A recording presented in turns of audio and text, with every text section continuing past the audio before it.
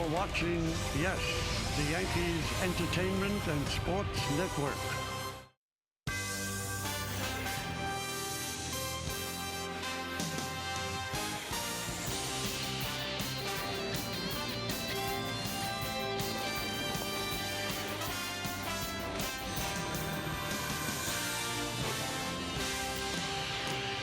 It's a beautiful Friday afternoon here in New York City, and it is time for baseball as the Yes Network presents New York Yankees baseball. Today, it's the New York Yankees against the Toronto Blue Jays in the first game of a three-game set from Yankee Stadium in the Bronx. Hello, everybody, and welcome to Yankees baseball and also the Yes Show Business Matinee. What's that? Business news, traffic, whatever you need to get through this day, we'll have it throughout this game. So obviously, stay tuned. That's David Cohn. That's Al Leiter. I'm Michael Kay. Yankees lost a game yesterday that really came down to one inning, a 7-run inning in the fifth, and it wasn't their prettiest inning, David. No, by far the worst inning all year for the Yankees. They hadn't allowed 7 runs all year up to this point. Some balls in the dirt got by Gary Sanchez, creating a talking point for a lot of people in the media. I love Sanchez behind the plate, Al. I'll take him with me any day of the week. But obviously the balls in the dirt need to be blocked, and that one there obviously got underneath his legs. That cost him a run. Now, Joe Girardi spoke about Gary Sanchez behind the plate before the game today. Everyone wants to focus on the 2 balls that got by him, but what about the 12 or 14 that he did block? And he got hit in the neck, he got hit in the shoulder. This is my catcher, and I am happy with the progress that he's made. Will he make more progress? Absolutely. He's young, but this kid has really made a lot of progress, and you're going to have a bad day every once in a while as a catcher. Now, there have been a lot of stories out there. Who are the Yankees going to start in the wild card game? Can they afford to start Gary Sanchez? And Joe Girardi said today, absolutely, I'm starting Gary Sanchez. The right move? Yes, absolutely. I liked what Joe Girardi said for one, defending his catcher. And listen, if there's one element of his game, blocking balls, and I agree with him, he will get better. He's a young catcher. He can 3-run homer. He's as good as any hitter on that team. 100% he's my catcher. Well, I like his arm. I think probably the biggest factor against the Twins is the running game. Buxton and Dozier, guys that can steal bases. Gary Sanchez has got a cannon, so Gary Sanchez is well above average in every catching category except one. I'll take the cumulative effect of all the other things that he does so well, and I think his throwing arm is going to be more important than the potential of maybe one ball in the dirt getting by him. All right, let's take a look now at the pitching matchup in this contest, brought to you by People's United Bank. Joe Biagini will get the start for the Blue Jays, and for the Yankees, it's Masahiro Tanaka. Well, these two guys, they've got World Series rings, 8 of them combined. Pretty impressive stuff. So when we get back, Meredith Barakovitz will talk with Al and David about postseason situations. That's coming up next on Yes.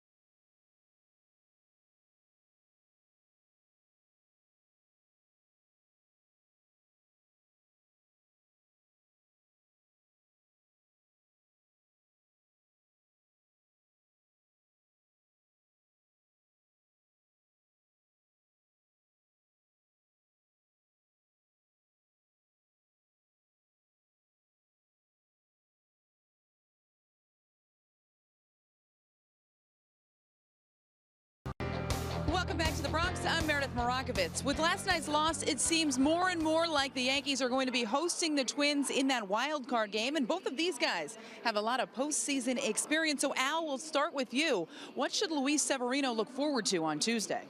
He'll be nervous, obviously. That's an understatement. I think the ability for Luis Severino or anybody to be able to maintain their mindset, keep everything the same, and as much as he can have his routine not be broken and think of it as any other game, which is hard to do, he'll be fine. Well, you mentioned that, David. How does a pitcher go about doing that? And do you talk to some of the veterans in that clubhouse that have been through it before?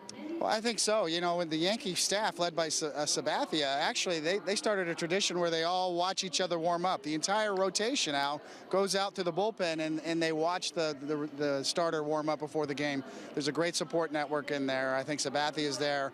But at some point, you got to do it for yourself, and you got to deal with the nerves when you're out on the mound. I think you take solace in the fact that the Yankees wouldn't be here without Severino. He's earned this start. So you kind of dance with the one who brung you, Al, and that's the way I look at it at this point. Quickly, is it tough for a guy knowing that he's going in a huge game on Tuesday to wait until Tuesday? Yes, every aspect of this performance in a one-game take-all is all about your nerves.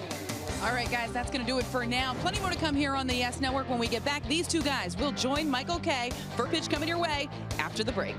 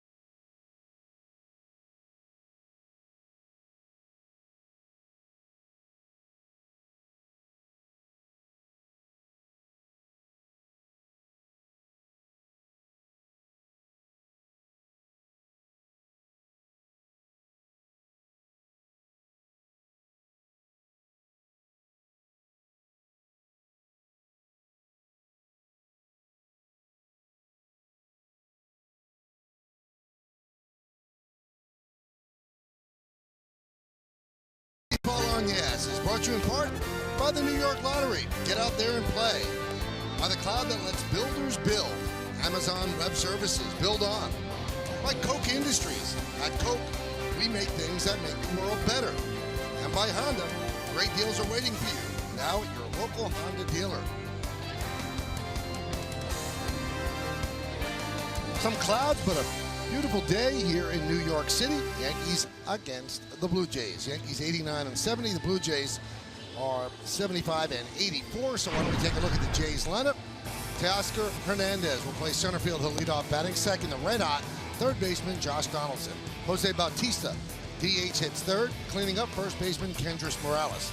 Michael Saunders in right field will bat fifth. Batting sixth, the left fielder Ezequiel Carrera. Rafi Lopez will catch and bat seventh. Batting eighth, playing second base, Ryan Goins. And Richard Urena, the shortstop, will bat ninth. Masahiro Tanaka will be on the mound, a 28-year-old right-hander making his 30th start of the season. Wasn't very good in his last start up in Toronto. Gave up 3 home runs at 5 2/3, 8 runs. Let's take a look at the pitcher scouting report brought to you by your Tri-Honda dealers. Watch the long ball I mentioned up in Toronto. He's given up 35, puts him in the tops. Bronx Tail, he's been good at home, an ERA at 3.48. His last 5 home starts, he's allowed 2 runs or less in each of those starts. Very good. And great run support. You always want your guys supporting you. His team has given him 6.57 runs while he's been in the game, the second highest in the major leagues. Let's do it here in the Bronx. First pitch is a strike, and we're underway. Adam Hamari, the home plate umpire. Todd Titchener at first. Kerwin Danley at second.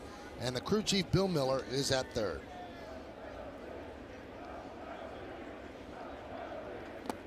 Yankees had trouble with Hernandez over the weekend in Toronto. He homered in each of the 3 games. And he has 20 RBIs in September, and that is a Toronto rookie record. 1-1. Outside, 2-1.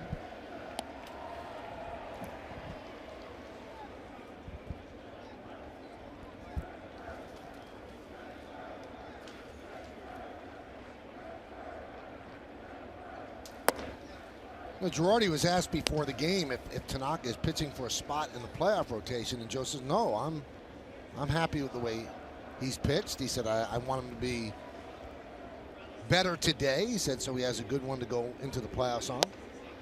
There's a strike. But it would be a pretty strange situation for a pitcher to be auditioning for a playoff spot on the Friday before the playoffs begin. Yeah, all based on because he struggled in his last start. Really, the second half, he's been very good. Swing and a miss. Hernandez down on strikes. Why don't we take a look at the Yankees defense behind Tanaka? It's presented by Geico. In the outfield, Hicks, Ellsbury, and Judge. That's left to right. Infield, Todd Frazier, Gregorius, Castro, and Bird, third to first. Romine gets start behind the plate, and Tanaka is on the mound. I think where it may factor in, David, is you want a hot hand. Now, of course, the Yankees, assuming they win Tuesday, where do you put Tanaka in the rotation of a 5-game series? So justifiably so, his last start in Toronto, 5 2/3, 8 runs, 3 home runs. 2 starts before that in Texas, in Texas, 4 innings, 7 runs. 2 quick strikes on Donaldson. Starting on August 1st, Donaldson 22 home runs and 46 ribbies. Look at his ranks since that date. First in homers, first in ribbies, and first in slugging.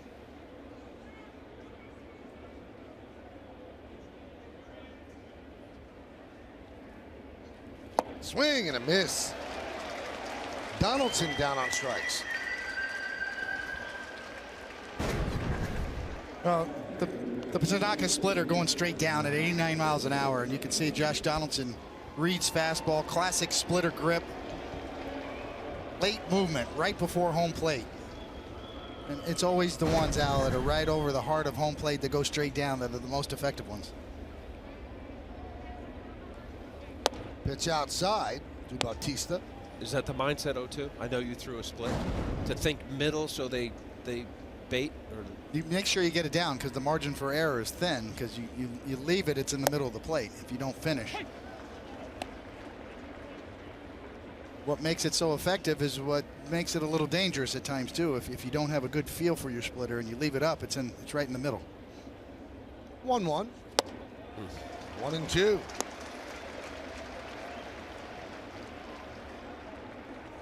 Tanaka feeling it. He's on the mound. He's ready to throw. Working quickly. And he strikes out the side. Hernandez, Donaldson, Bautista, all down swinging. Blue Jays nothing. Yankees coming to bat.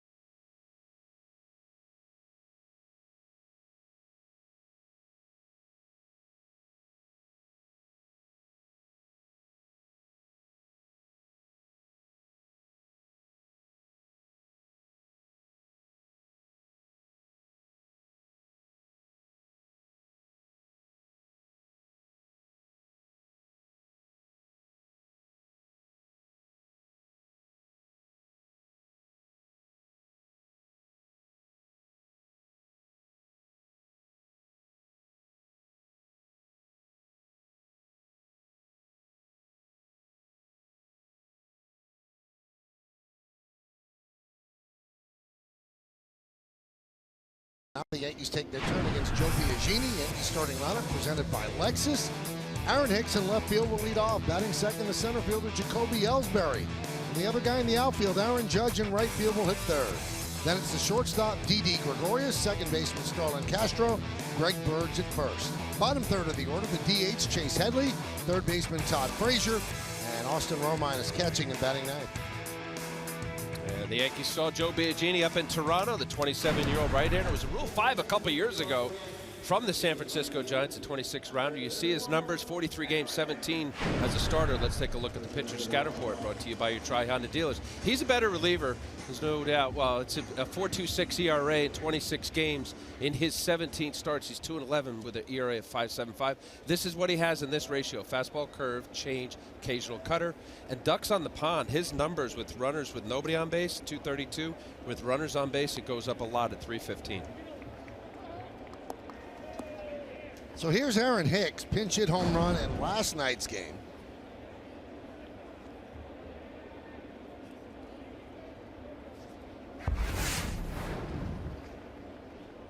And Biagini deals. Fly ball, center field. Hernandez is there and puts it away for the first out. Let's take a look at the Blue Jays defense presented by Geico. You've got Carrera in left. You've seen Hernandez in center. Saunders is over and right. Infield, Donaldson, Urania, Goins, and Morales third to first. Lopez behind the plate. Biagini is on the mound.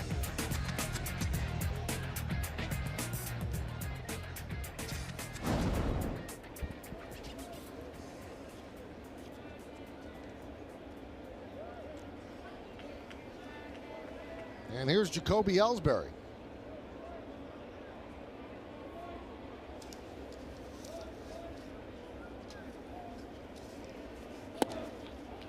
And the pitch low, 1-0. Ellsbury 13 for his last 39. He's hitting .266 with 7 homers and 39 runs batted in.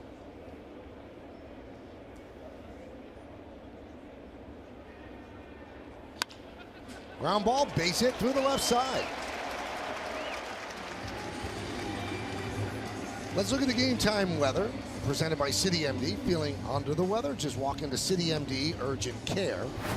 66 degrees, humidity is 38%, wind 7 miles per hour, and the forecast, it's partly cloudy right now.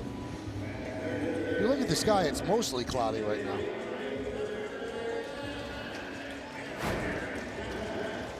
There's Aaron Judge,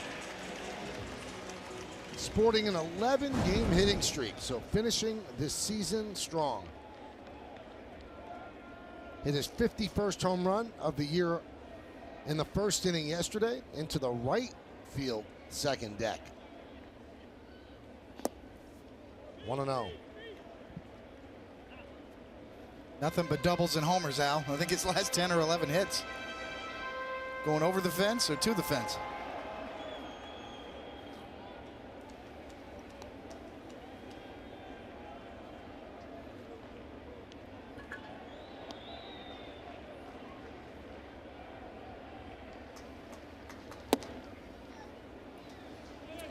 That home run last night, opposite field, you know his strength, and obviously right field here at Yankee Stadium, sometimes easy to go out, but second deck is a no doubter. It's 32nd home run here at Yankee Stadium in 75 games.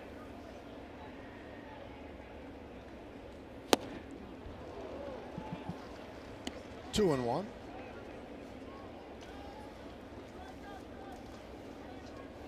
They play him more straightaway than most teams. The second baseman, Goins, is actually on the second base side of the bag. The outfield, straight up.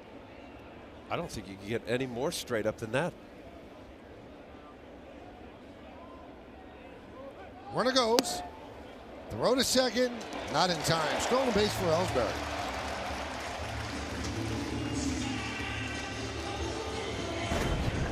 It's part of Ellsbury's game. He can impact so many ways. But still, probably the Yankees' best base runner. He and Brett Gardner, obviously, but Ellsbury's always been a more aggressive base stealer. And no contest there, easily in. Phenomenal jump, David. You talk about efficiency. 22nd stolen base. He's only been caught 3 times.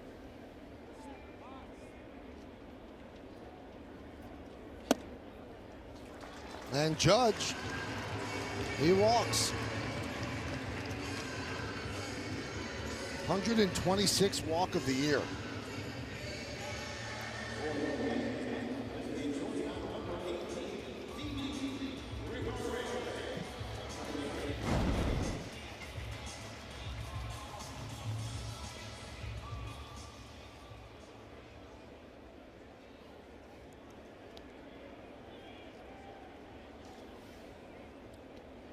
Here's Gregorius.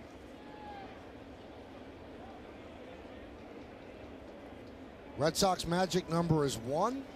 If over the weekend they win one more game, they clinch the American League East, or if the Yankees lose one more game, same deal.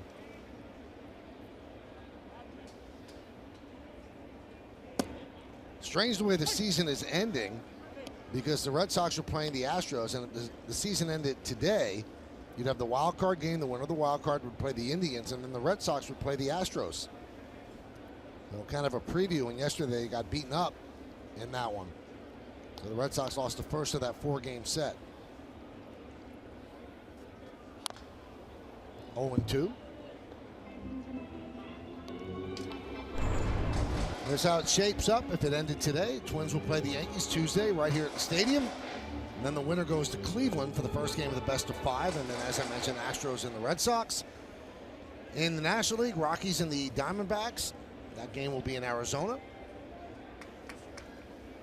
And then the winner of that game will play the Dodgers, and the Nationals will play the Cubs. The 0-2. Well, the interesting part of this weekend is that what we just showed right there, Michael, could flip-flop, right? The Indians have 100 wins, Houston 99. That could change, which would then also affect who the wild card would play. And then the only one that's been not resolved yet is the wild card in the American League or National League, with Milwaukee still possibly in it. Welcome to the deeper coverage of baseball presented by T-Mobile. We talk about the best record. That's one of the last things remaining. Indians have a 159 record. The Astros 1 game less. You see what's remaining, and if it's a tie, it goes to the Indians because they beat the Astros 5 out of 6 this year.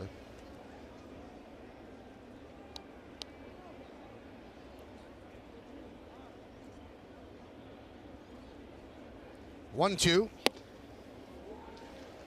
2-2. So unlike a tie for the division, in Right. which that you would have to play on Monday, a tie for the best record, then you go to head-to-head. Right. Because Makes home sense. field is important, but it's not the same as either playing a wild card or the ALDS. So if the Yankees and the Red Sox tie, there would be a playoff on Monday to see who wins the division. 2-2. And the only thing that the Yankees beating the Red Sox in the season series would get them would be, that game would be here.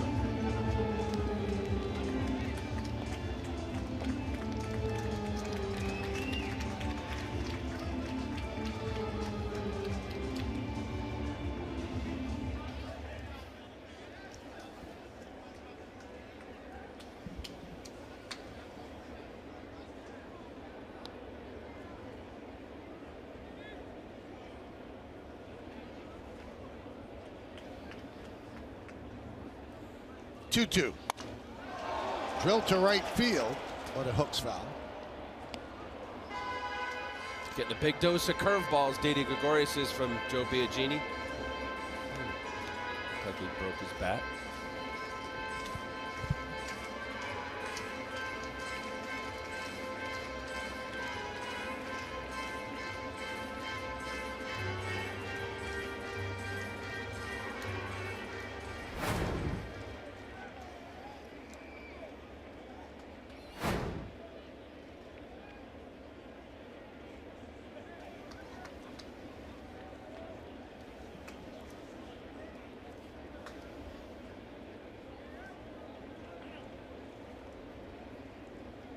A lot of lineup choices for Joe Girardi now that he's finally at full strength now. You know, he's kind of got all the pieces back.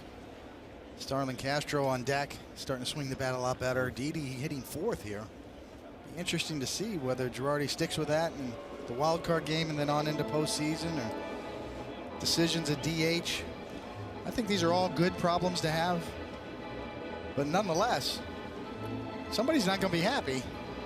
But that's the way it goes. You know, I think everybody in that clubhouse has bought into the team concept, team first. We're trying to win the game. Aaron Hicks coming back. We didn't know if he'd have enough time for him to be ready or not. Boy, he looks ready. That one is looped in the right field. It is a base hit in front of Saunders. Ellsbury will stop at third. The throw is cut off, and the Yankees have the bases loaded with one man out. What an at-bat by Didi Gregorius. I mean, he saw a lot of curveballs. You see the ball leaking back over the plate. That ball was supposed to be true as far as Biagini was concerned. Lucky that it was just a jam shot, especially here at Yankee Stadium. Nice job of hitting right there from Didi Gregorius. Ellsbury waiting. Make sure it gets over the second baseman's head. It does. Pick up Joe Espada. One out. Bases loaded.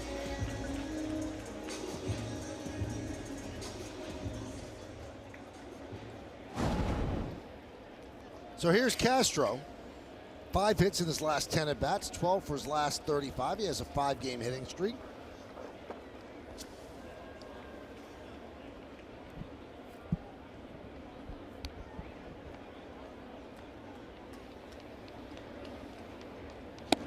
Pitch outside. 1-0. 287, lifetime average with the bases loaded. 1 grand slam this season, 3 for 12.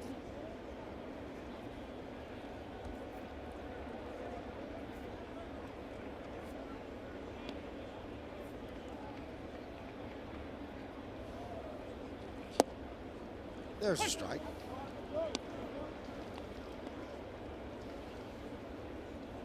One-0 take mode right there, David.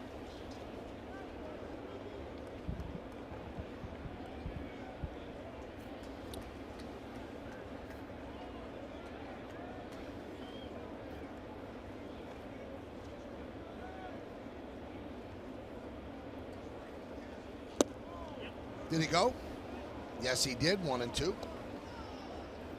This is why the Blue Jays like Biagini. I want to give him more of a chance to develop as a starter. He's got a starter's repertoire. I'm going to get an overhead camera look on this curveball.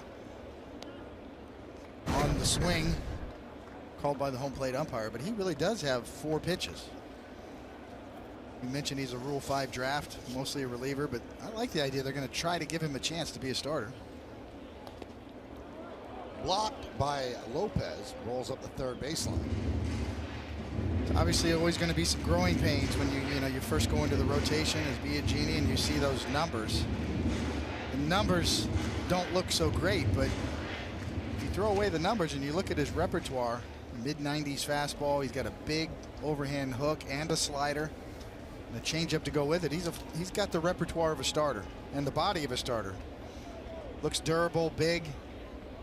So he's worth a shot to me. Give him a chance to develop and see what you can get. 2-2. Chopped slowly toward third, and it's a foul ball. Well, he pitched a good game up in Toronto, David. Michael and I were up there. He gave up the 3-run homer to Greg Bird, but only 3 hits. Yankees ended up winning 5-1 that game. Yeah, I'm with you. He's 27, so he's getting up there, I guess. But it's not. He's got a good power arm, good sink to it. You don't see a whole lot of pitchers today with the big curveball. It's more of a sinker slider kind of repertoire for most pitchers. 2-2. Slow roller. Going to be a tough play. Going to be a base hit. Going to be a run. 1-0 Yanks.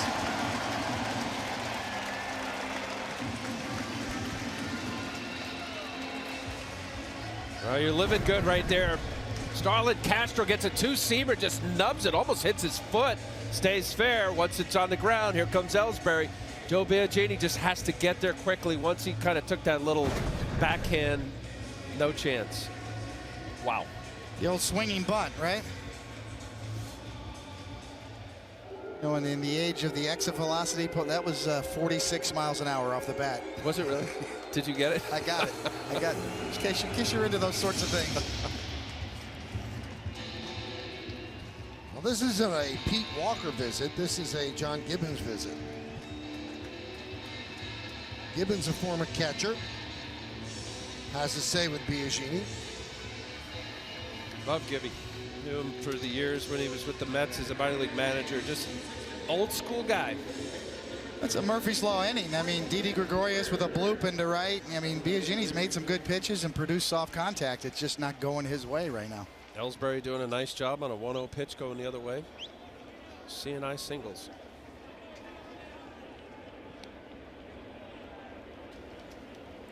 Here's Greg Bird. Fly ball, deep center. Hernandez will make the catch, backpedaling. Tagging is Judge, he'll score. Didi will go to third. It's a sac fly for Bird, and it's 2-0 Yankees.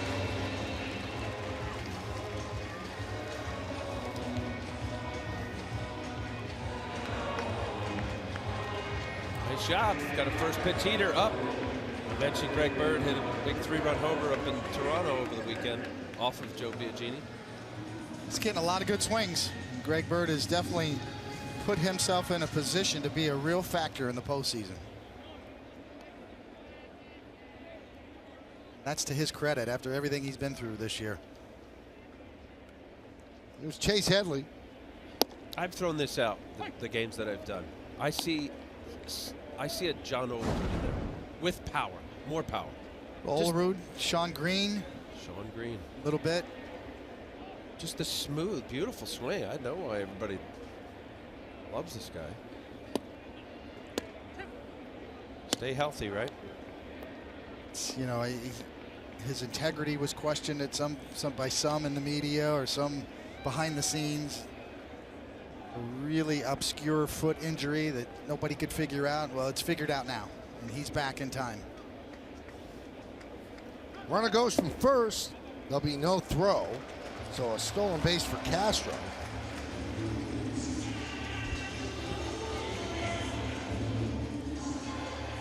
Well, they've got something on Biagini, or maybe they're just not respecting Rafi Lopez because he just took off. It's a second stolen base on the year for Starlin Castro.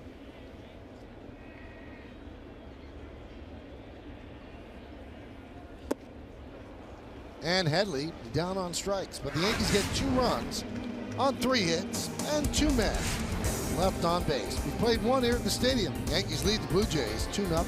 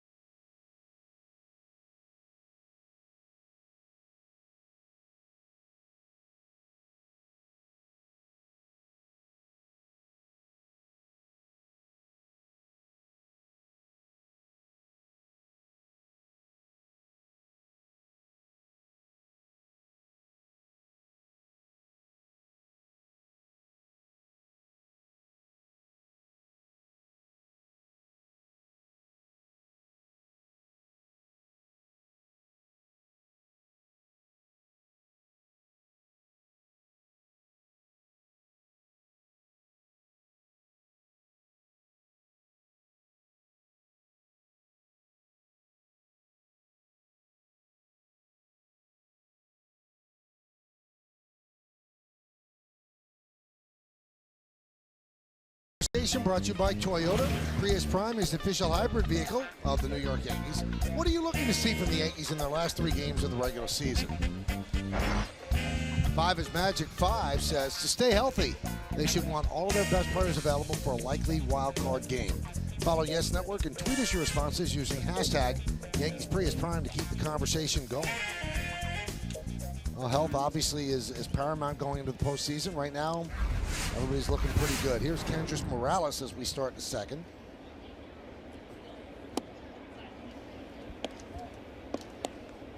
One and 0. The way this weekend's playing out, I'm curious of both of your answers. Do you almost just want to line it up and be ready for Tuesday night as a wild card winner? And I say that because I know, you know, listen, yesterday's yesterday, right? The Red Sox lose, the Yankees lose. Yep. But they have a chance, and I just crystal ball, that they could be 1 game back after tomorrow. What do you do? I think you still go with Jordan Montgomery. Ground ball is short. Well, I know what you're intimating. I mean, a lot of bad things could happen if you go to that 1-game playoff, especially if you lose it. Well, then you've burned 2 of your best pitchers, your 2 top pitchers, before you go to the ALDS. No, I agree. You trust your depth of your rotation, first of all. But secondly, absolutely, you would take a tiebreaker here against the Red Sox. It increases your chances. You got a chance to, to knock them off and make them play the next day in the wild card round. So I wouldn't shuffle my rotation, based on that. But I think the Yankees right now, their overall depth of their rotation is pretty decent. You got a guy, CC Sabathia, who's one of the best pitchers of his generation. That's kind of in your hip pocket right now, that they've shuffled their rotation around. And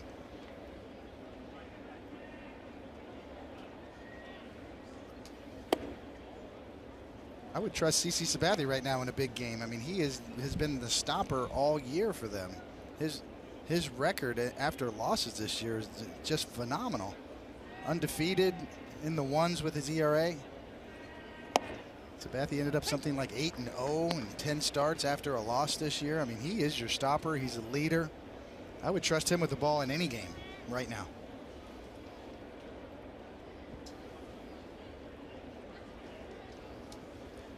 And the 1-2. 2-2. CC also is 4-0 against Boston this year with a 1.04 ERA. So it's a nice little veteran piece, a lefty to have in your hip pocket when you need it.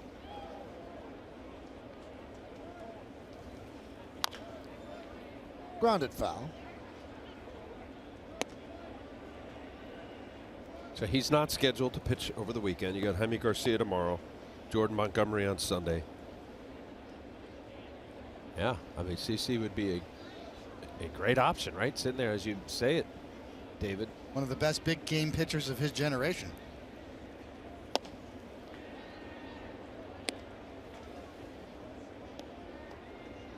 The Yankees are getting healthy and hot at the right time. Their rotation has some depth to it. The bullpen is as deep as anybody's in the game. They are a dangerous team right now to play. Grounded and grabbed there by Castro from his knees. He gets Saunders. Outstanding play by Starlin Castro. It's always awkward when you see the big shift. Todd Frazier was right next to him as a third baseman on that side of second base. But what a job of getting that ball, and not only getting to it, but getting up quickly. He sees outstretched glove. Boom, realizing I got to get up. Saunders not the fastest runner on the Blue Jays. Well done. Tanaka likes it.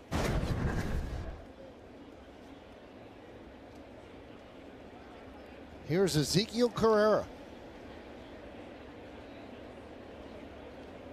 Shows bunt and takes a strike.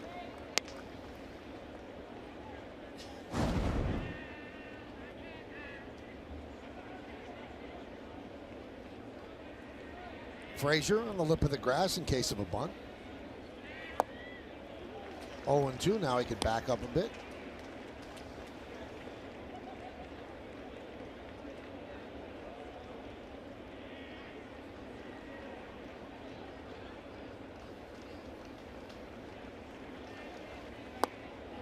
Swing and a miss. Another 1-2-3 inning for Tanaka. That's his 4th strikeout in 2 innings. We go to the bottom of the 2nd. 2-0 Yankees.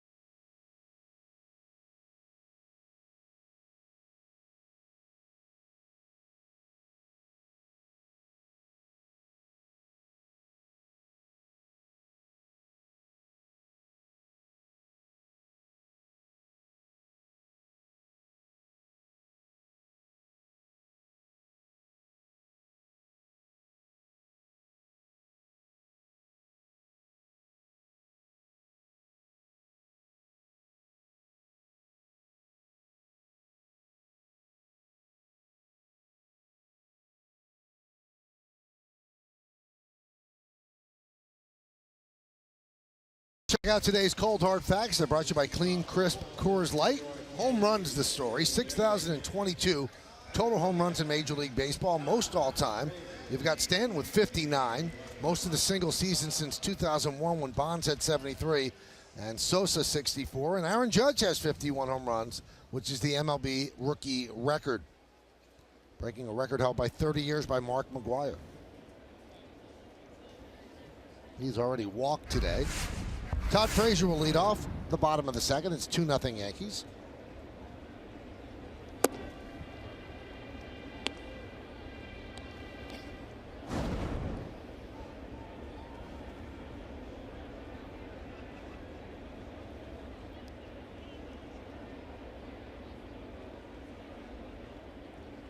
The 1-0.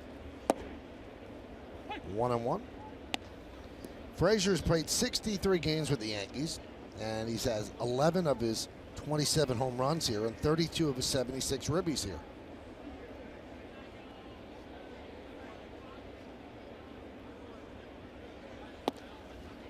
Dropped a breaking ball in there for a strike. 1-2. Yeah, Frazier's combination of on-base percentage and power and defense makes him a nice little addition for the Yankees. He's been a net plus across the board.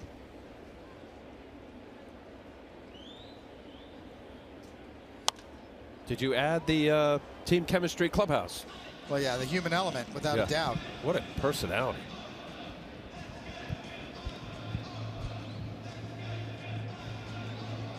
Wouldn't expect anything else from a Jersey guy, David. We talked about it last night, the Jersey boys, yes. You're from Jersey, right, Al? Yeah. Yeah. Yeah, I used to pitch, too.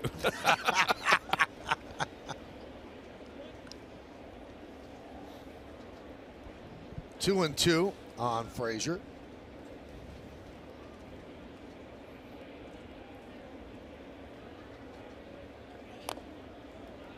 Foul ball. Still mad at Al, Michael. What was that? He threw me a hook in Miami one day. We faced off, pitching for the Yankees. Al's pitching for the Marlins. Nobody on base. 2 strikes. He tried to embarrass me. Threw me a hook. There's a pitcher's rule. You know, we throw each other fastballs. Do you remember that at bat? Because I do. But do you remember a couple foul balls straight back to the screen? I did, yeah. I was on you. He's lefty, right? So, I mean, lefty on lefty. I was decent. I wasn't great. But here you get to finally the pitcher. It's the first year of interleague. So American League pitchers, and that's all, well, David had with the Mets time, but mostly in the American League. And he just is on a couple of them. And I dropped a big curveball on him. I did feel a little bad. Struck me out. And Frazier down on strikes. Did you yell anything at him, David? Oh, you bet you I did. Yes, when I got back to the dugout. I mean, it's kind of all in good fun, but yes, he knew. He heard from me. Well, what'd you throw him when he came up? I threw fastballs. Yeah? Right there. He was terrible, though. He couldn't hit. True. You know the way I viewed facing, and now that would be unfair for no, but I bet David probably batted 400 or 500 in high school. Did you? My high school did not have a baseball team. I did not play baseball in high school. Where did you play baseball? I played in summer leagues against college kids, you know, when I was 15. So that was probably, you know, I flew under the radar. But yeah, I was competing against college level kids in summer when I was 15 and on. Yeah, my high school did not have a baseball team. I didn't know that. Did you hit in those leagues? Yes, I hit those leagues. That was okay. Nothing great. No pop, inside out, punch and Judy. Romine with a ground ball to short. Urania. Now, you said you had over 60 hits in the big leagues, right? I did. Yeah. But that day at Miami, June 13th, you were 0 for 3. You struck out the first time on a 7-pitch at bat, 3-2 curve. Yes. Then you tapped back to the mound, and then you struck out looking on 3 pitches. Remember the third at bat, Al? Were those all fastballs? Probably. Yeah, well, I was throwing 97 back then. That was, you know, back in the late 90s was the first time they started putting radar gun readings on the scoreboard. And I remember that vividly. You were throwing 97-mile-an-hour cutters that night. And I threw you a curveball. There's a strike to Hicks. Yeah, they didn't have the rate. They didn't really put a whole lot of radar guns up, right? It was just starting. That was just the beginning, because I remember wanting to peek up at the scoreboard and say, "Wow, we can." It was a new thing. Now everybody does. It was weird because back then teams would have a guy sitting behind the plate with a radar gun, and then he'd throw up a number of fingers, so at least the batter would know exactly what it was. Now everybody knows.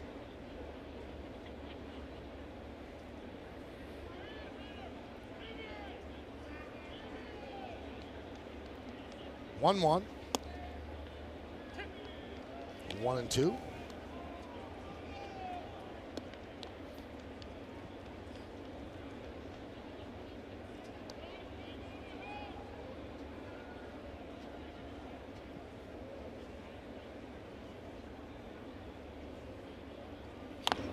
David, you had the last laugh that day, though.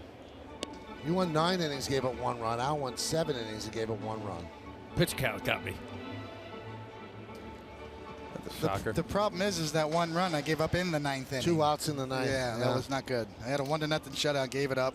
Then the rain came. We had a rain delay. Everybody was mad at me. That you gave the game was over, and I gave it up, and then we had to wait. And everybody's reservation of Prime 112 was ruined. As Hicks swings and misses, and that'll do it. As the Yankees go down in order against Biagini. We're going to go to the 3rd. 2-0 Yanks.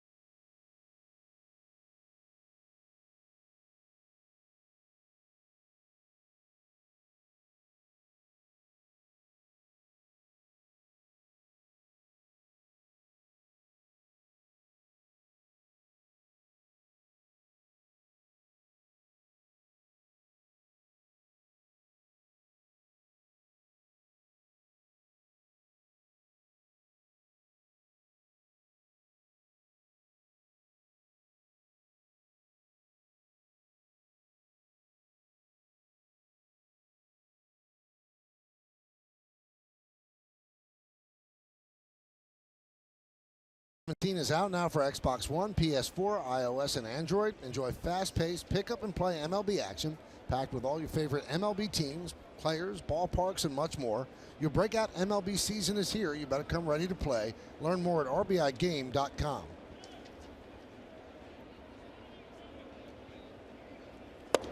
Lopez takes outside 1-0.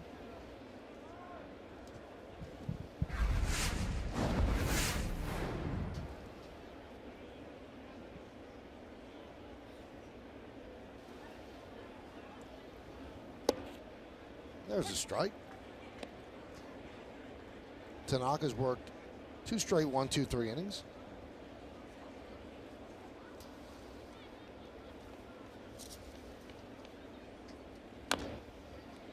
Blue Jays added a player for the weekend. They added right-handed pitcher Taylor Cole, and they transferred Aaron Sanchez to the 60-day DL. His season's been completely derailed with blisters and broken nails on his middle finger. Swing and a miss. Strikeout number 5 for Tanaka. Have you ever had a chance to talk with him, Al? I did. This was that a little split, David? Yes. Nice, beautiful. I actually spoke with him earlier today because I feel like Blister Club, if you will, and I've spent a lot of time on DLs and missed a lot of games because of it. Just talked about what I did to try to, keep your finger from not getting a blister. I mean, pretty basic, simple stuff, but there's a lot of people out there trying to help with a lot of different remedies. You went through that, right? Everybody has an idea. Yeah, I mean, Michael, you remember when I first got called up with the big leagues, the biggest moment was when Billy Martin was my manager. I missed about 2.5 months of the season because of a blister in a game that I just stayed in too long because I wanted to, tough it out. So it's frustrating as heck because for obvious reasons, it sounds kind of wimpy, right? You're on the DL because of a blister. But this kid is special. I don't know, David. Yeah, Billy Martin wouldn't have gone for that very much. No. Yeah, I wouldn't have favored Billy. You want your guy out there. John Gibbons, who I knew over the years, asked me to talk to him, and I did.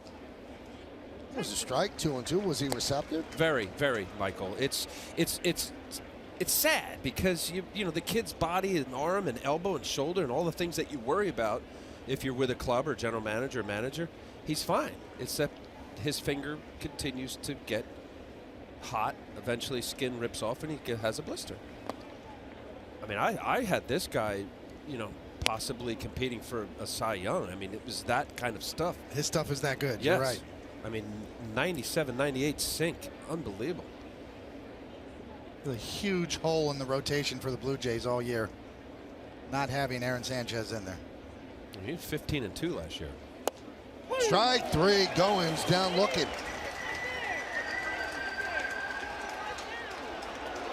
And Goins is barking at Adam Hamari. Yeah, I could see this brewing, guys, because there's a lot of pitches. I've got about 3 or 4 on both sides that there's a little expansive strike zone here. This ball looks low, certainly from that angle. But Adam Hamari there, let's take a look at pitch cast. Yeah, that ball's down pretty significantly. With that being said, Austin Romine just showed you the best way to catch a low fastball there. That is as well as you can frame a low fastball. Textbook by Romine. Urania wraps one to right field, and Judge is there. Another 1-2-3 inning for Tanaka. As we head to the bottom of the third, Yankees lead this one 2-0. Now for more information during today's Yes Show Business Matinee, let's go to the Fox Business Update with Jerry Willis. Jerry?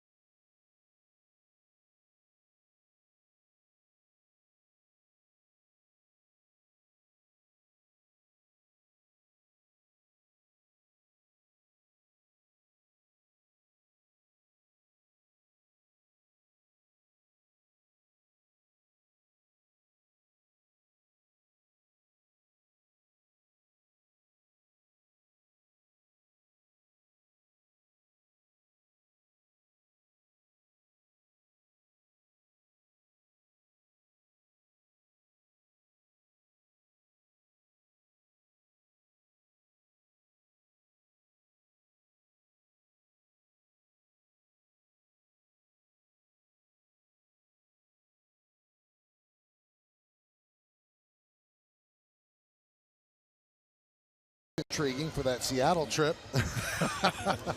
Some other information that should help you through the day. It's 67 degrees, chance of rain late tonight. Now sunset today is 6:41. You can see the Dow down 18.61. NASDAQ up 38.23, and the S&P is up 6.52. And that's some of the information that you will need as we head through this day. All right, so Jacoby Ellsbury will dig in to start the bottom of the third inning. It's 2-0 Yankees.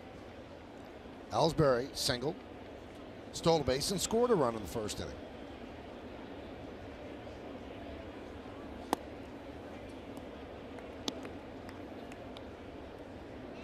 Jacoby is 14 for his last 40.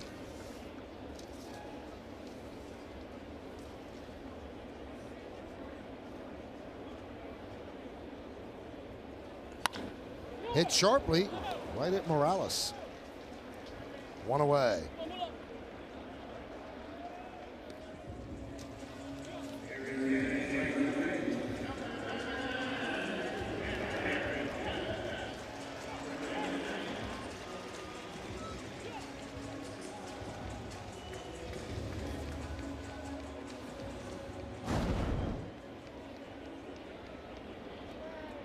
Here's Aaron Judge.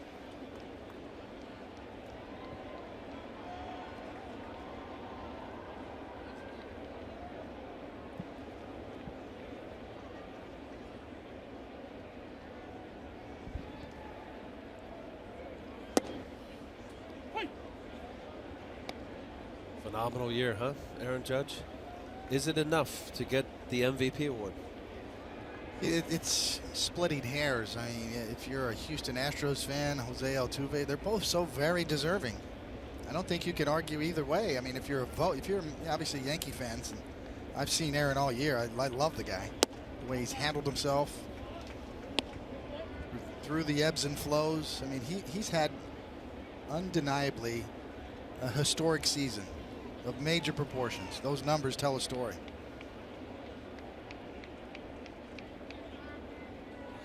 It's amazing to me that, it's a David and Goliath, right? I mean, the contrast between the physical appearance of both of these guys that are shaping up to be the front runners for the American League MVP. About 1 foot and 100 pounds difference between them. 6'7" to 5'7". I think you got to throw in Jose Ramirez and what he's done for the Indians. Yeah, there you go. 53 doubles was pretty impressive. Those extra base hits from Jose Ramirez. But it'll come down to Altuve and Judge, my guess. 3-2.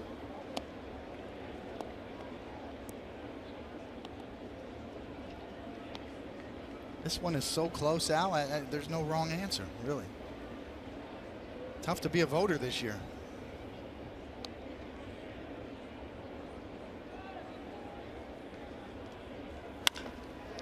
Ground ball in the hole, backhanded by Urania. The long throw, and they get Judge for the second out.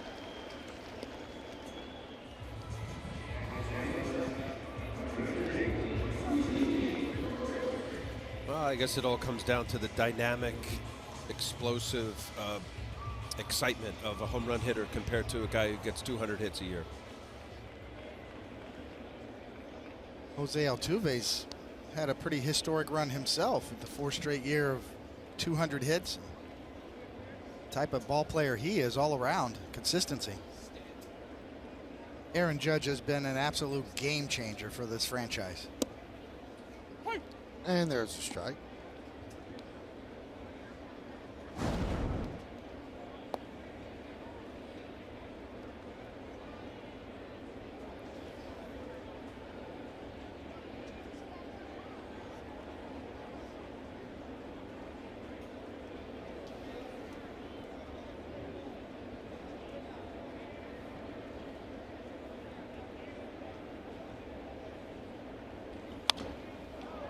And 2. You could throw Francisco Lindor in there too. I mean, Cleveland, Ramirez, and Lindor, dynamic duo in Cleveland.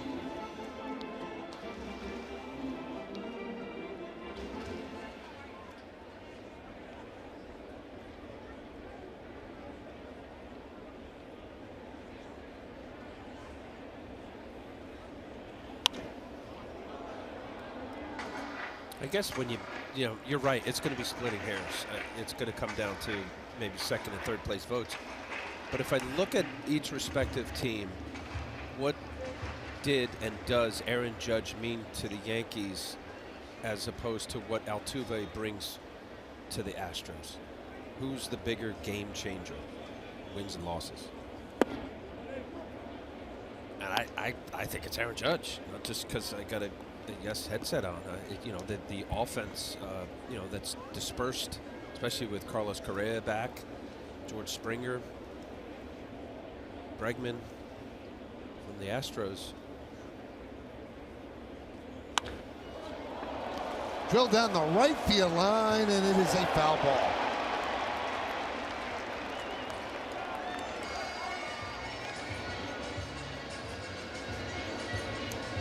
It's a valid point now. I mean, you talk about impact as we get another look right down the line. Missed it by that much.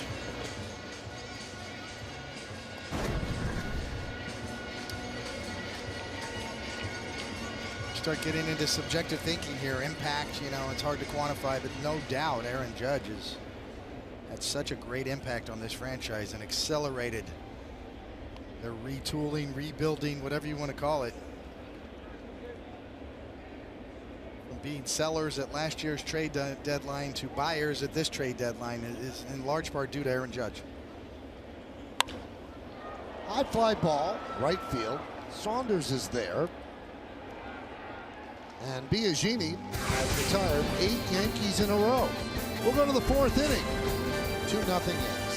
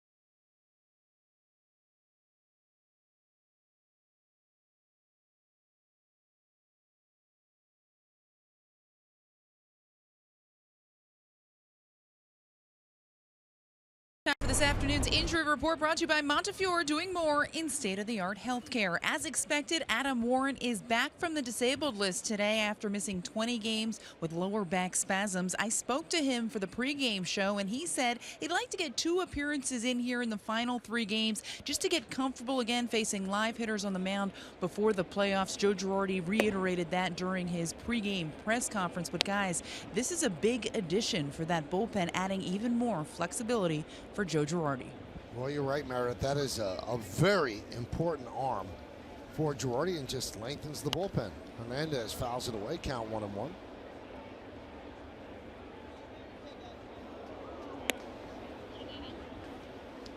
Hernandez struck out in the 1st inning.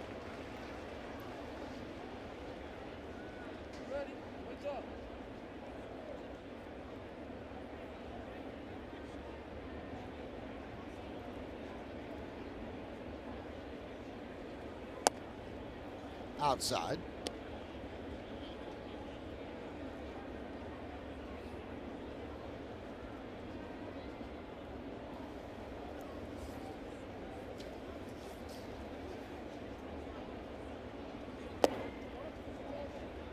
Now, if you're at the office and you're going to get home today, you see on the bottom of the screen, we'll give you some traffic, what to avoid, what roads to take, get you home quicker and safer.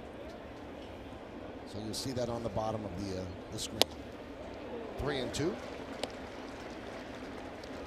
And we're also going to have that later in the game for you as well. A whole new definition for businessman special today, Al. No kidding. I'm going to pay attention to that traffic. GW Bridge around 4 o'clock probably can't be great, huh, Mike? I would think that's a good idea, yeah. It's a good call on your part. But watch the bottom of the screen and find out for sure.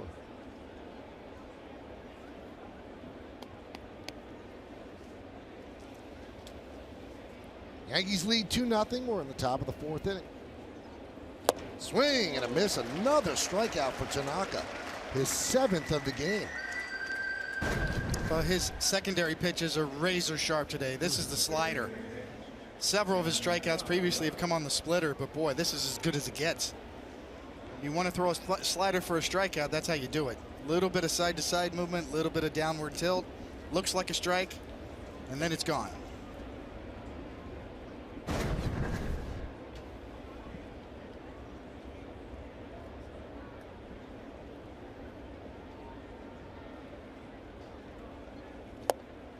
Donaldson swings and misses. Donaldson struck out in the 1st inning on 3 pitches.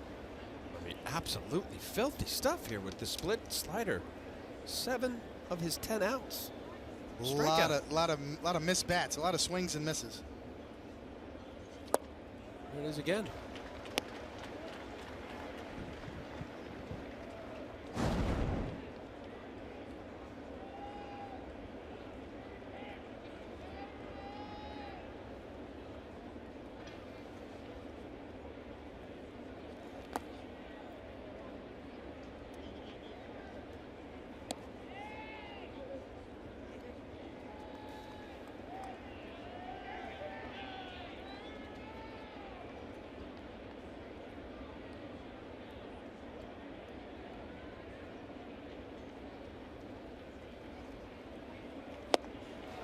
Swing and a miss. Strikeout number 8 for Tanaka. Wow, it is impressive so far, Coney. Between the split finger, the 2 that he threw to Donaldson, and then that slider a little bit up in the zone. You saw Donaldson out in front kind of feeling, reaching for it, but it's the late break, the aggressive finish on his pitches that are really making it tough on these Blue Jay hitters right now. Here is Jose Bautista. 1-0. It's the old cliche, you know, Al. Pitchers try to throw strikes that look like balls and balls that look like strikes. And that's how you fool the hitters. What I mean by that, and you know very well, is you throw pitches that look like they're out of the strike zone and then dart back in the strike zone. So that's the strike that looked like a ball, and vice versa. You throw a pitch that looks like it's down the middle, looks like a strike, and ends up a ball. And a strike. Easier said than done. Yep. The quality of the pitch, the quality of the spin, all of it there for Tanaka today. And the 2-1. 2-2.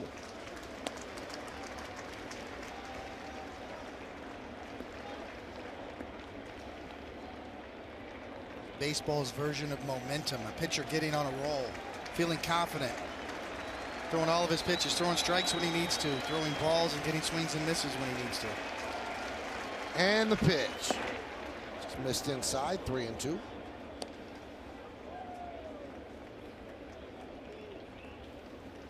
Tanaka's 54th pitch coming.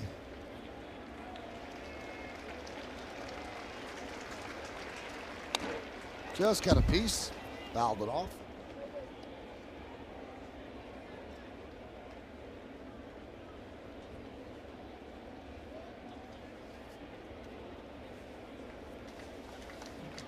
All of those 54 pitches have come from the windup.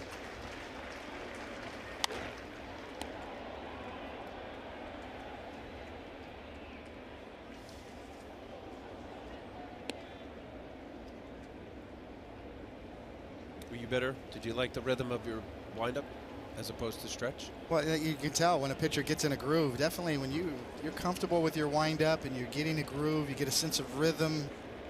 Nothing's breaking it up. You haven't had any base runners. You haven't had to go to the stretch. No distractions. Popped up. Romine will make the play. And another 1-2-3 inning as Tanaka perfect through 4. We go to the bottom of the 4th, 2-0 Yankees.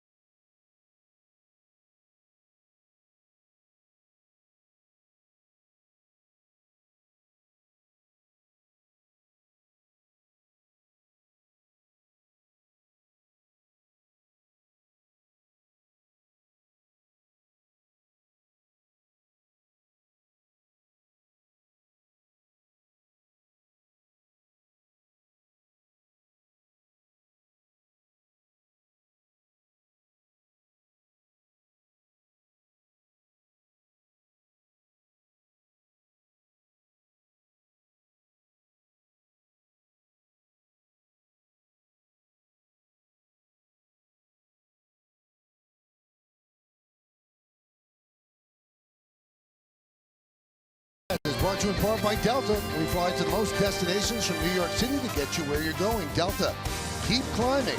And by Toyota, the official hybrid vehicle of the New York Yankees. All right, we will go to the bottom of the 4th inning. Yankees with 2 runs in the 1st inning. They lead 2-0 on the Audi scoreboard. And Starlin Castro picked up an RBI infield single in that 1st inning. Will lead off here in the 4th.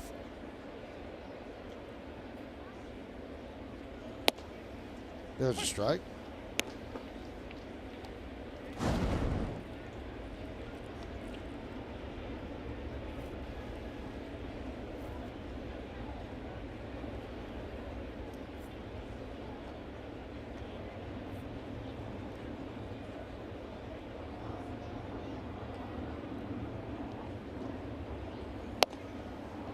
One and one.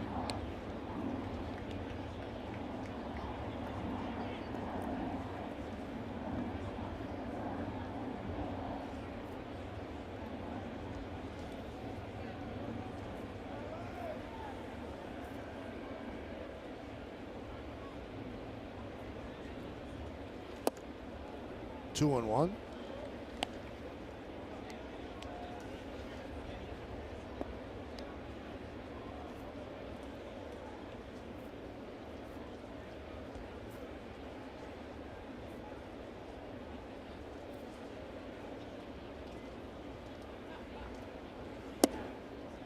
Two and two.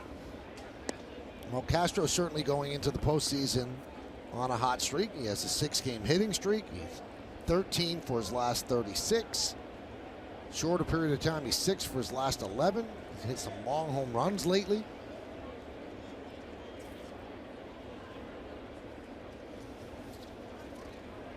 And the 2-2. Yankees in the 1st inning, single to left by Ellsbury with 1 out. Then he stole 2nd. Judge walked. Gregorius blooped a single to right to load the bases. Castro, slow roller between 3rd and the pitcher's mound that scored a run. And then Greg Bird with a sacrifice fly to center, and that's the scoring in the game.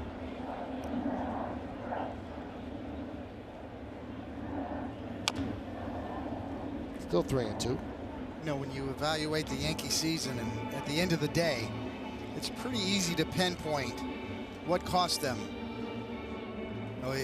It was against the Western Division. Against the Western Division of the American League this year, the Yankees went 14-19. In particular, a sweep against the A's out there in Oakland. Yankee fans remember that road trip. So that's really where the Yankees got derailed. Some late inning blown saves. Popped up and out of play. It's kind of like hitters that, or offenses that bunch hits together in a particular inning. It seemed like the Yankees bunched their blown saves together in that little stretch right there.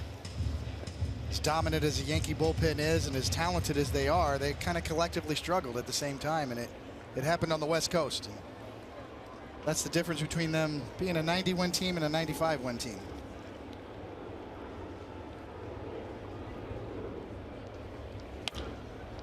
Grounded to third. Nice play by Donaldson, and he gets Castro. Always good. You can't win a division in April, but you can lose it. There, another great play by Donaldson. What a great player, really, both sides of the ball. I know we haven't really talked about it much. He's had a calf injury, MVP a couple years ago. See a nice slick play on the Mercedes-Benz Yesmo.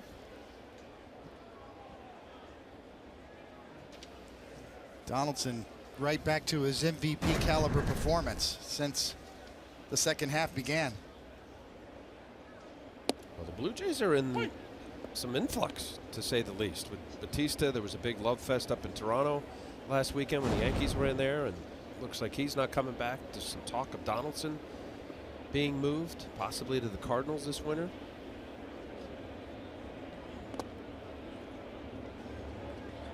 Mentioned about Aaron Sanchez. They got Stroman. There's some nice young arms, but what are you getting there?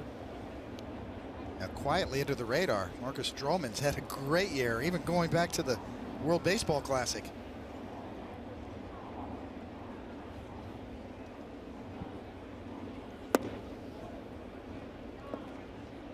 Two and one on Greg Bird. Bird, since he came off the DL, this is his 27th game. He has 8 home runs and 24 runs batted in.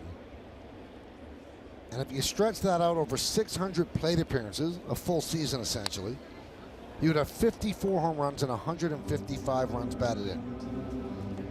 Now, it's hard to do that because people do get into slumps, and see what he's done the last 11 games, but this guy does have the potential to be a 40 home run guy,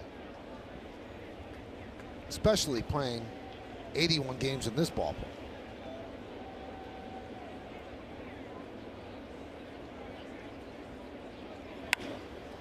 Skied the other way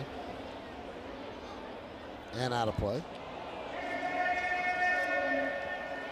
Well, he's getting a lot of good swings, including the first time at bat when he got the sacrifice fly. It was a bullet to deep center field.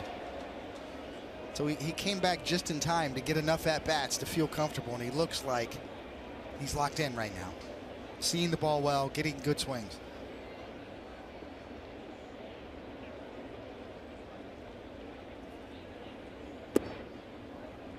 Three and two.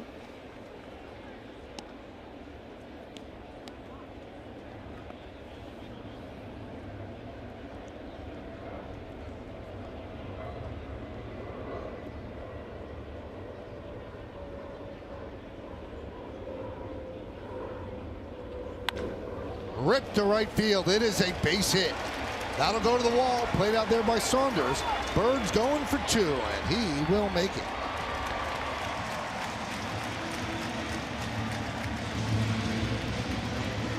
Talking about his nice swing, a fastball up in the zone, beautiful head down, kind of level swing, stays through the baseball. It's just a pretty swing, it really is. 7th double on the year. And that ball past Michael Saunders, easily getting into second base. Yeah, I mean, David, you're alluding to the fact that he's feeling better, the numbers are reflecting it, and he's getting more at bats. Based on missing a lot of time because of injury. That hitting style, there's a lot of theories on hitting, but slow feet, quick hands. Headley swings and misses. See how quiet his lower half was. A little leg kick, sets it down, and then the hands whip through the zone. Played with a guy, Dave Magadan, with the Mets, who had a similar style and talked about that a lot. It was also a very good hitting coach. Slow feet and quick hands. Meaning you don't want to lunge, you don't want to overstride.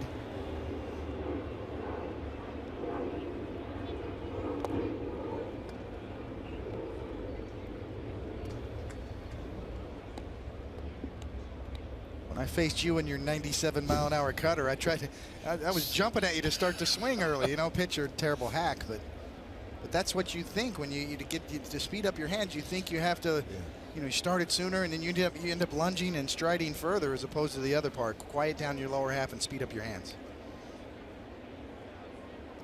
1-1. 1-2 on Headley. Like the simplicity of what you just described. Like, right, isn't that beautiful? I know now there's a lot of information, a lot of technology to, I think at times it's alphabet soup in between some guys' ears. It's just they're inundated with so much information. Soft feet, quick hands. Go ahead, David. Slow feet, quick hands, get it down, nice and quiet lower half, and that's what speeds up your hands. That allows your hands to do the work and the bat speed to get out in front.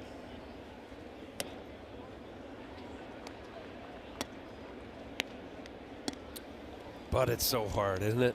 I mean, there's different theories. Some guys have bigger leg kick, you know, that works for them. Joey Batista with his leg kick a little higher, you know. I mean, there's more than one way to skin a cat, so to speak. But that little display right there, that works.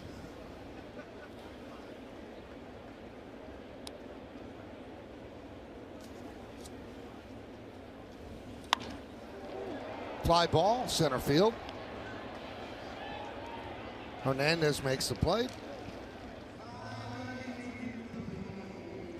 By the way, the double by Bird extends a special type of hitting streak. 7 straight games with an extra base hit for Bird. And Judge has 8 straight games with an extra base hit.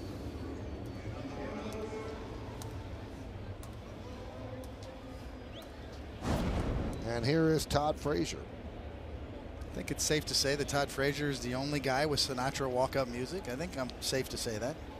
Ever. I can't think of one. He mixes it up. Sometimes Fly Me to the Moon, you know.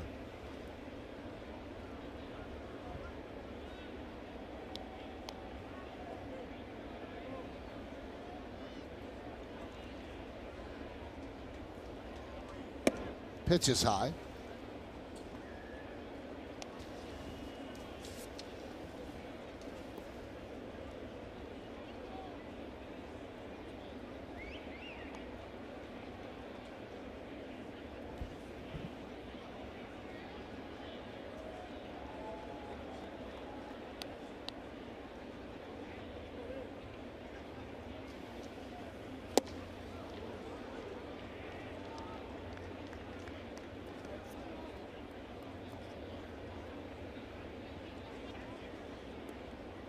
Pitch number 80 from Biagini.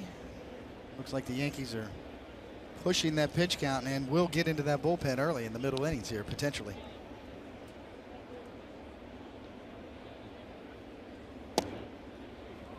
There's a strike, 1-2.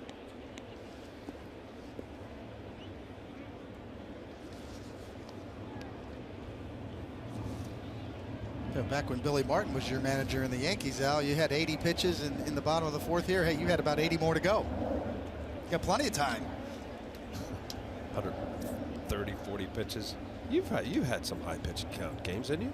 Well, you know, it's just it was the nature of the game back You were then. allowed to. Yes, Got a flow. They allowed you to get to the 120s, 130s more often. But now they say that's dumb. You know, fatigue is the leading indicator for injuries, rather. So that's what they try to avoid, and it's understandable. 1-2. Popped up. Goins on the outfield grass makes the play, and that'll do it. So the double by Bird is raced. No runs a hit. A 1-man left. We go to the 5th. 2-0 Yankees.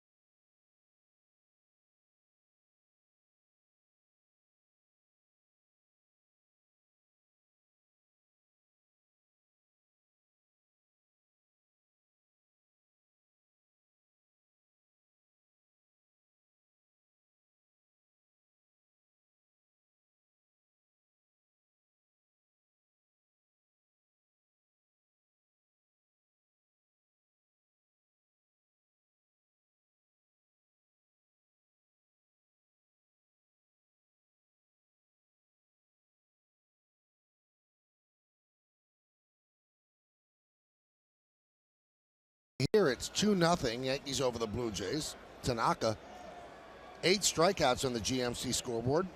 No walks, no hits. He's not allowed a base runner.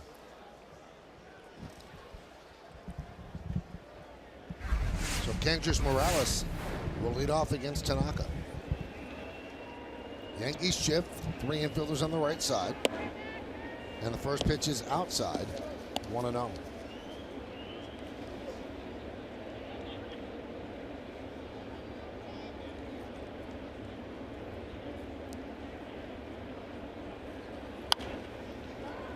Skied the other way, 1-1.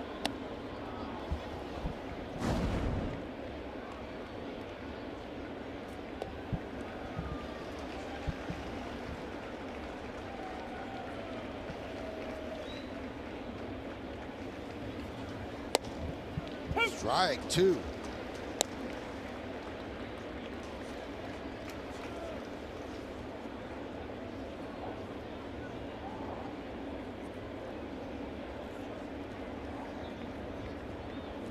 And the pitch. Swing and a miss.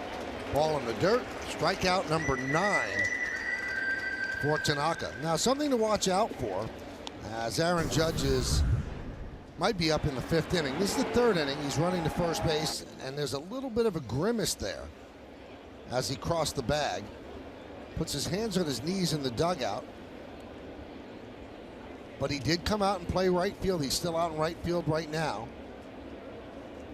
I'm not quite sure what that was, but he did have a little bit of a grimace as he crossed first base.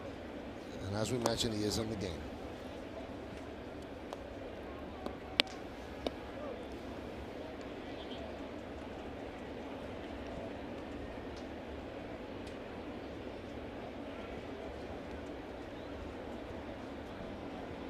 Nine strikeouts and no walks for Tanaka.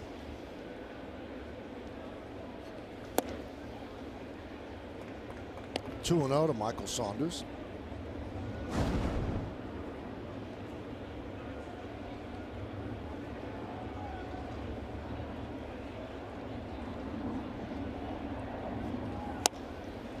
Hey.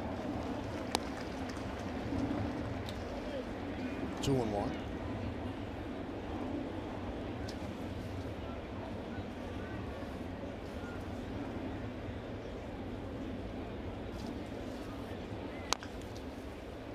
Two.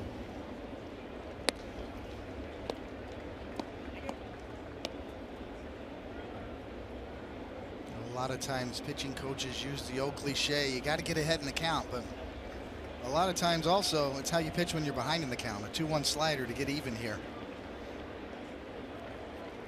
Swing and a miss. Strikeout number 10.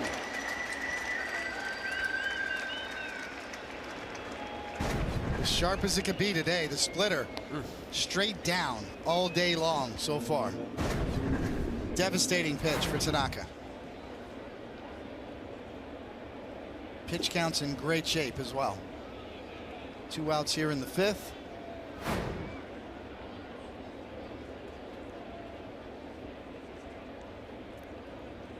Here's Ezekiel Carrera. Rounded up the middle and grabbed there by Castro. Throw to first, not in time. And that's the first base hit, the first base runner for Toronto.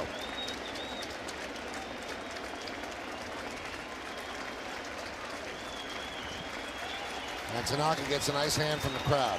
Yeah, what a job. You know, that no-hitters was looming, but that little dribble up the middle. Nice effort by Starlin Castro. Just to even make it remotely close on Carrera. Indeed. Castro getting up a little slowly, but yeah, he had to go a long way. Kind of dug his knee into the ground on the dive. Seems to be moving around okay now, but a little bit of an awkward dive. Yeah, slams his kneecap down on the ground. Still tries to come up with a miraculous play, but no chance at that point.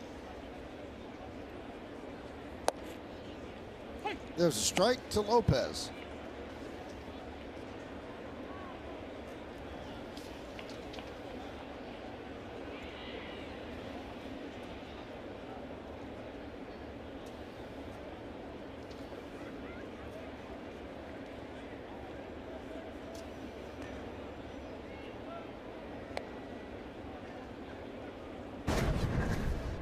Let's take a look at his wrist here. Make sure, does it roll over a little?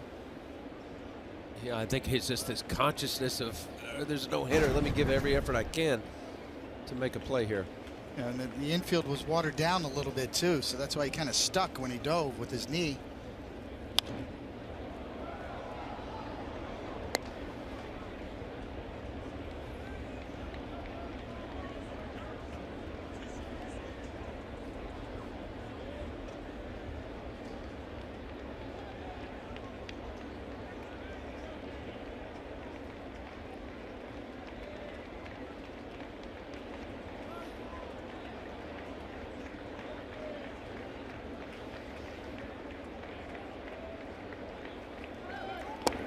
Runner goes, throw to second.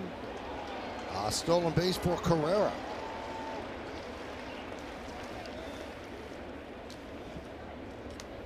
The 10th stolen base for Carrera. You see a big jump.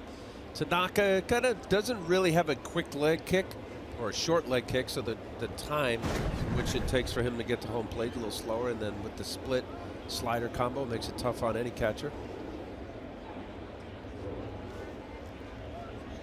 This copyrighted telecast presented by authority of the New York Yankees and may not be reproduced or retransmitted in any form, and the accounts and descriptions of this game may not be disseminated without the express written consent of the New York Yankees.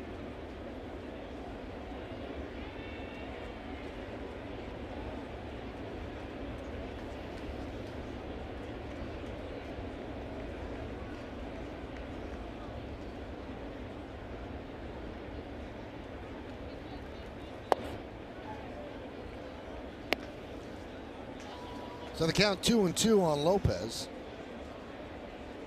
Blue Jays here in the 5th inning with 2 outs have their first runner in scoring position.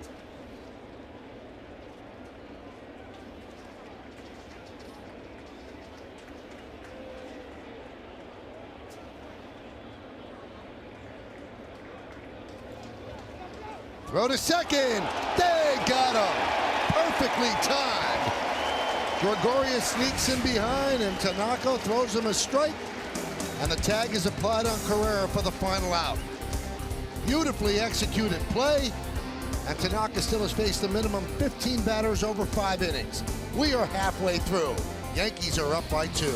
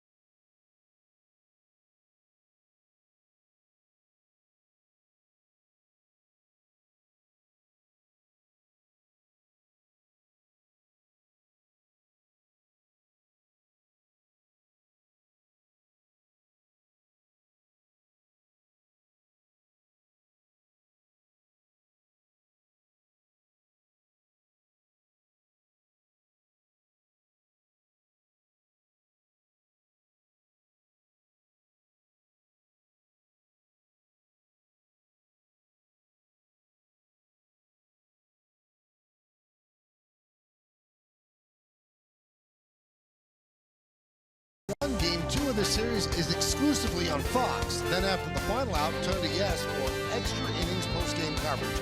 Then on Sunday, Yes has full coverage of the series finale as the Yankees close out their regular season sked. Coverage begins at 2 o'clock on Yes or streaming live on Fox Sports Go. All right, we will go to the bottom of the 5th inning. Austin Romine will lead off against Joe Biagini. Pitch upstairs 1-0. GMC scoreboard 2-0 Yankees over the Blue Jays.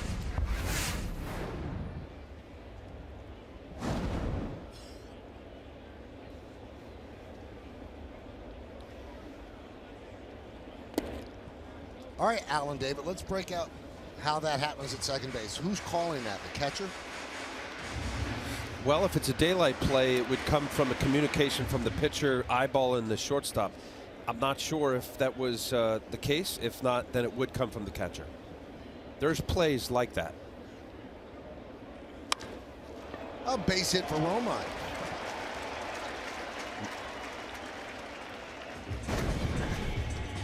Well, the infielder has the option to put it on, and Gregorius is in perfect position. Tanaka sees him creeping in, says, okay, I like it.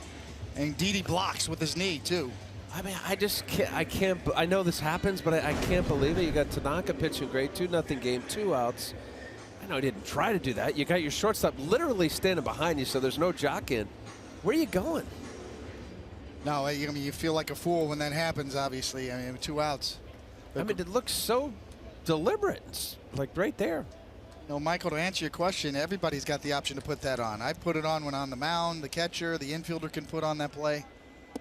Sometimes it's just what we call a daylight play, where you just pick up, it's all with the eyes. You see Gregorius sneaking in. He gives you a little open glove look, and then it's on from that point. Now, how would you call it from the mound, David? Just a look with the eye or something with the glove? Yeah, there could be anything. Just a look with the eye, a little flick of the jersey. Ground ball to second. There's one. Back to first, not in time. Something you talk about with your middle infielders before the game, specifically targeting a particular base runner. Yeah, it's right. Just as David's describing, Michael, it could be a variety of things that you get with your shortstop because of the overshifting. Literally, the cat and mouse is your middle infielder jockeying back and forth of a timing play. But as we showed on that replay, it was literally Didi was standing behind second base. Yeah, that was too easy. Yeah, it was too easy.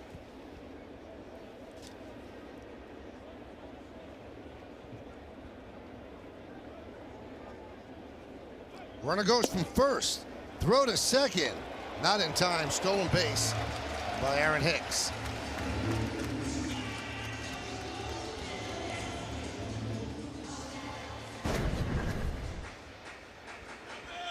That's a great jump. The timing, there's something with Biagini. Either A, when he comes set, he either gives one look, or there's something that the Yankees have picked up because they're going. It's a great jump. 10th stolen base on the year for Aaron Hicks.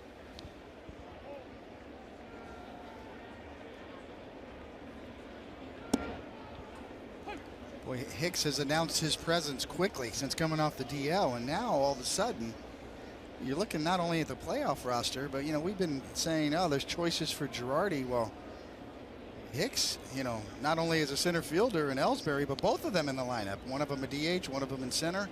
Presents another option for Joe Girardi. Well, we've been talking Chase Headley and Matt Holliday as a choice for a DH potentially, assuming that, you know, Todd Frazier and Greg Bird play third and first respectively against a right-handed pitcher. But all of a sudden now Aaron Hicks, very legitimate piece of the puzzle.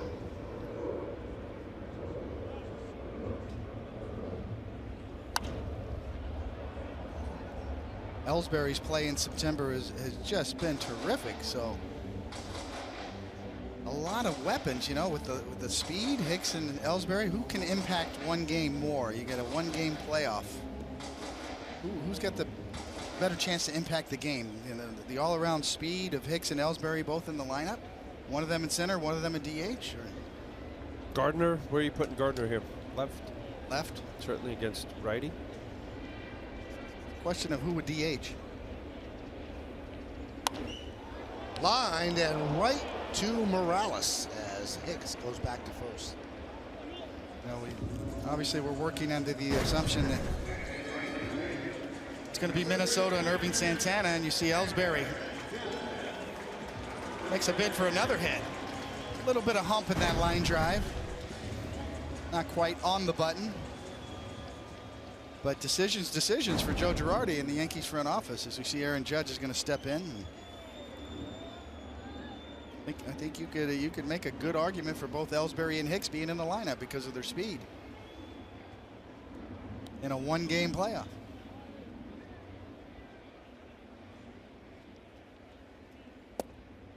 And here's Judge, takes outside 1-0. And the Blue Jays getting ready in the pen. Matt Dermody and Danny Barnes.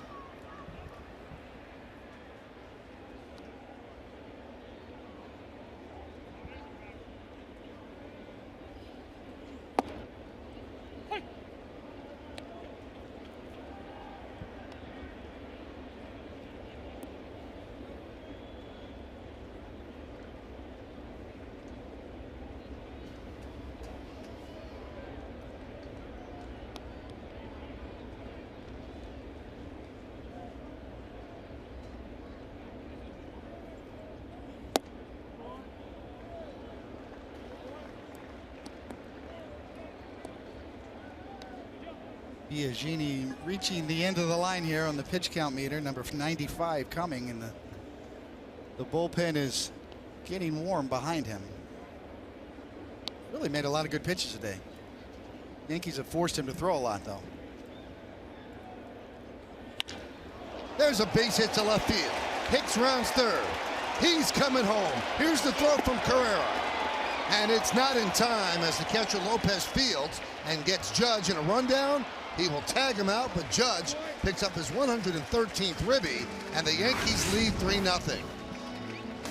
No run, or 1 run, 2 hits, no errors, and nobody left on base. We go to the 6th. Yankees 3-0 over the Blue Jays.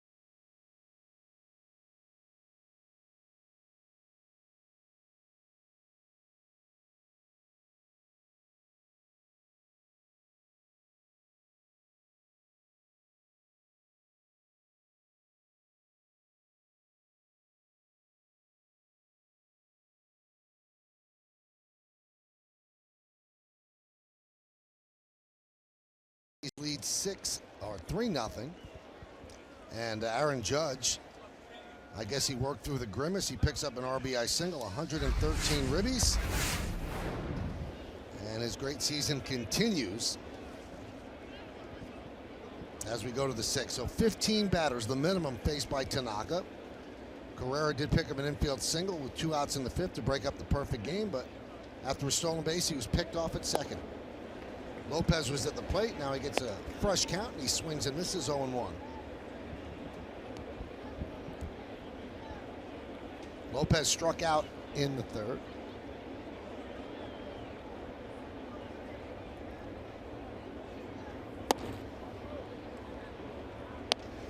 Now, Al, is it true that up until sometime yesterday you thought today's game was at night? I did. Wow, it would have been great if our producer didn't tell you. You come strolling in about 3:30. David and I are finishing up. There would have been major panic. Oh, it would have been awesome. It would have been so funny. Turn on the Yankee game, you hear John and Susan. Yeah, it'd be hit the accelerator. I'd probably think, wait a minute, is this an encore? What are we doing? We're on the road. We'll send the trainer to the hotel room with the key and the bellman. Wake him up. That's happened before. Yeah, the Friday day game kind of threw me off.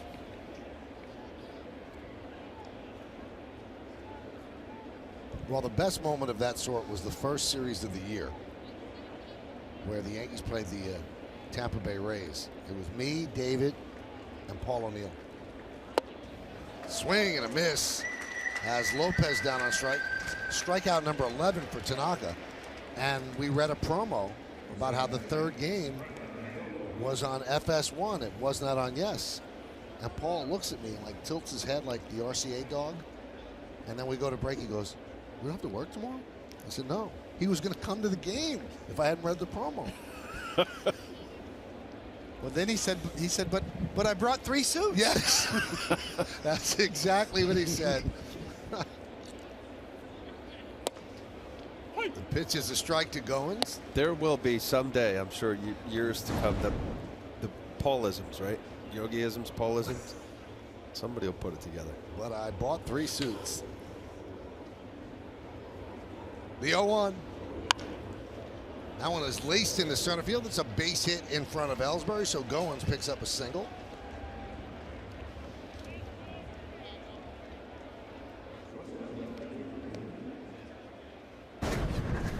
He reached down as this said, lay a little slide. Wow, what a nice piece of hitting there. Wanted a backdoor slider, Tanaka did, but Goins just reaching down and looked like almost golfed it.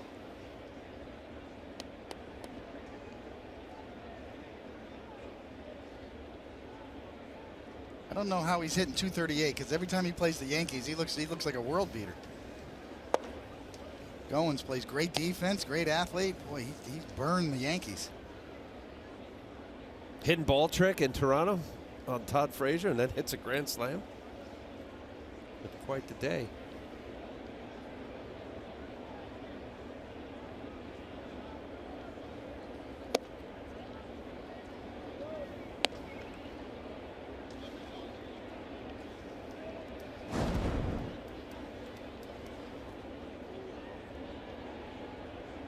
Isn't that true? When you see a certain guy and you look at his numbers and just wear you out, and then you look up and go, how's he batting 230, 240? Kills us.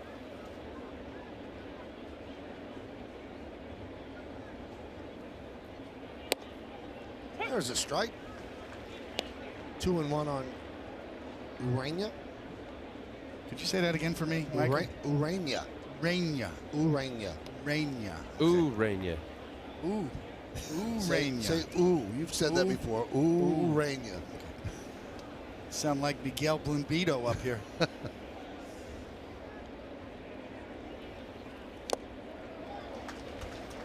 Just when you got down Echeverria, they leave town. Now, they do not have the tilde over the N on his uniform, but they do have it on the scoreboard, and they have it in their press guide as well. We have it in our graphics, so it's Urania. There it is. There it is.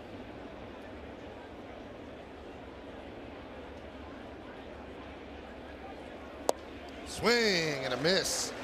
12 strikeouts for Tanaka in 5 2/3 innings. Just incredible. Another split thing. His last start was up in Toronto, and it wasn't a good one. But here, 7 days later, with additional days rest, certainly feeling good.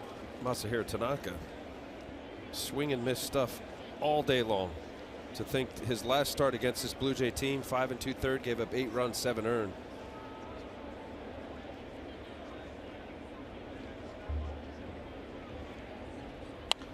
Hernandez fouls it away.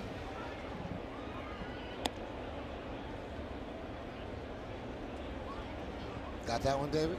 Teoscar. Teoscar. Teoscar. Teo score. So they probably didn't, you got to put the accent. Yeah.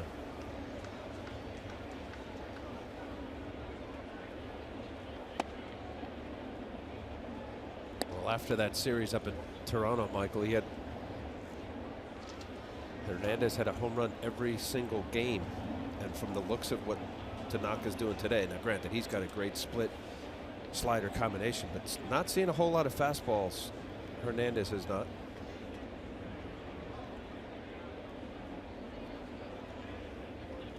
Swing and a miss. 1-2.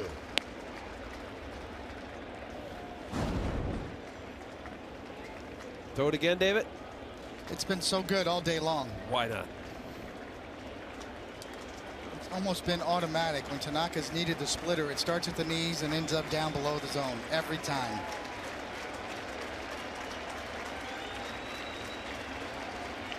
And the 1-2. Fouled away. You threw it maybe up just a little bit, but great movement on it.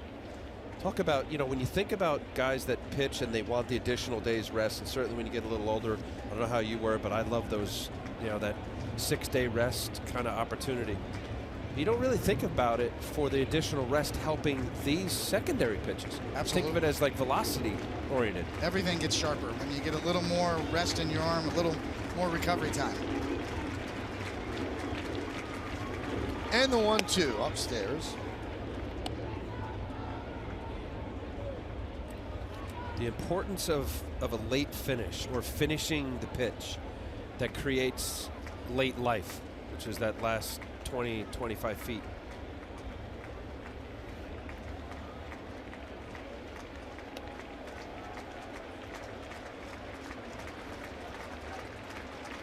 And the 2-2 misses outside. 3-2.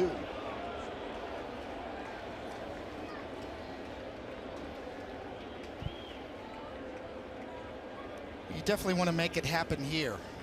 Tanaka's famous for throwing off-speed pitches at any count, but with Donaldson on deck, you want to make this guy put the ball in play.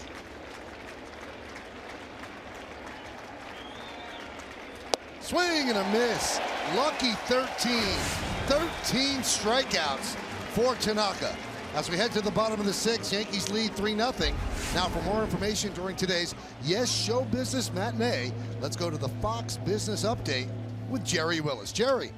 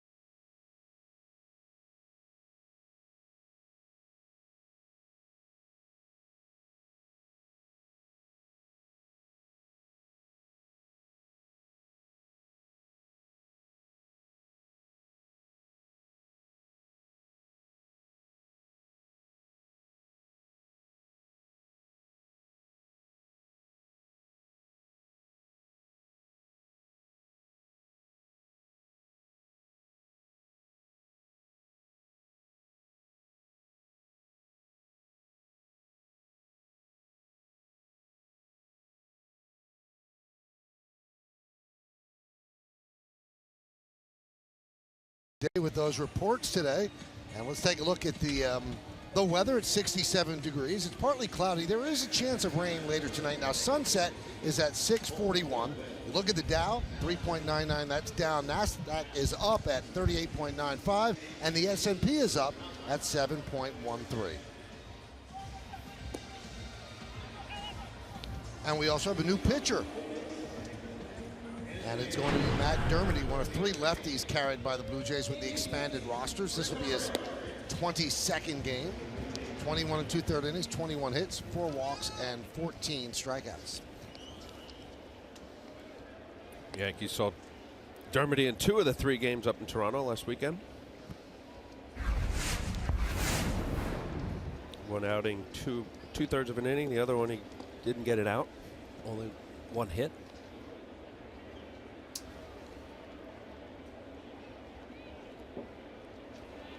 And he will face Didi Gregorius.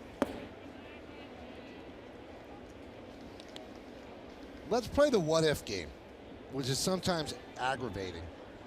What if the Yankees had won yesterday?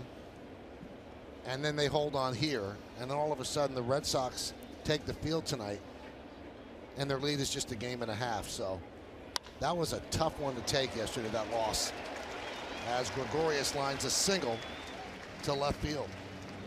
And Joe was asked after the game, why did you use your second tier relievers? And he said, listen, I just wanted to get that one out relieving Sonny Gray in the 5th, and then I was going to go with Canely and maybe Shreve and Robertson and Chapman. He did not have Chad Green and Betances, but it does show you, although it was an important game, it wasn't a must-win in his mind, because if it was a must-win, then you could pitch 3 days in a row, David.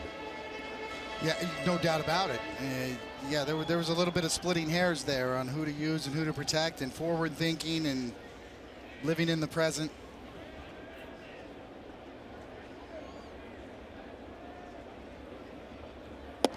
And when I say must win, if the Yankees had to catch the Red Sox to just get a wild card and get into the playoffs, then everybody would have been on board. But, you know, it goes back to how things are shifting with regard to how you employ the bullpen and what was the high leverage situation. So if Canely was available, when to use him. If Canely was your best early reliever available, then when to use him. Was the high leverage situation with men on base to get the third out, to get out of that inning? Or is it the high leverage to start a clean inning? And I think that's the debate that's changing the way bullpens are being used in the game, is identifying the high leverage situations earlier and using your best resources then. And in addressing that today, David, what he said was, I didn't want to use Canely for 2 innings. So if I had brought him in the 5th inning, and without Betances and without Green, I wanted him to pitch the 6th as well. I was just trying to squeeze that one out of Holder. But what would that one more out have been for Canely? He just doesn't like Canely to sit down and then get back up and pitch. With that being said, the argument would be use Canely to get out of the high leverage situation in that inning, and then maybe bring in Holder. Go ahead and let Holder start with nobody on base. A clean inning to me is a much lower leverage situation than coming in with men on base, even if there was 2 outs.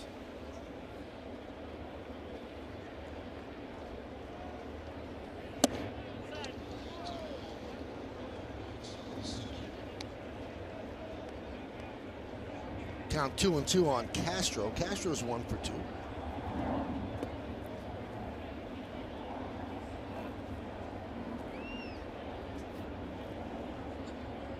And Castro's been talking to Bernie Williams, the old bug in the eye trick, you know, stall the pitcher.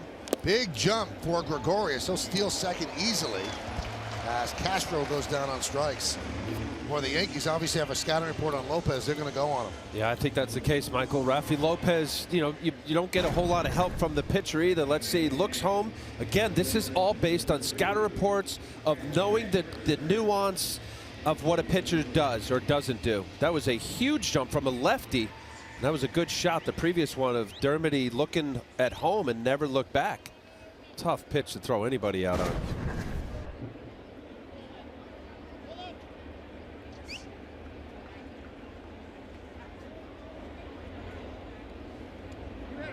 Sure, yeah, Girardi's coming out. It looked like, yeah, the home plate umpire called a foul tip there. On Castro's strikeout? Yes, I mean, that way he gave the sign for a foul tip. The home plate umpire did. And if that's the case, the ball hit the dirt, so Castro should still be up. Yeah, he said foul tip, so it did bounce. Yeah, but I don't know. Was it a foul tip? Well, that's the question here. Well, they're saying it is, because they're going to bring Gregorius back to first, and Castro will come back up. Yeah, that's the key.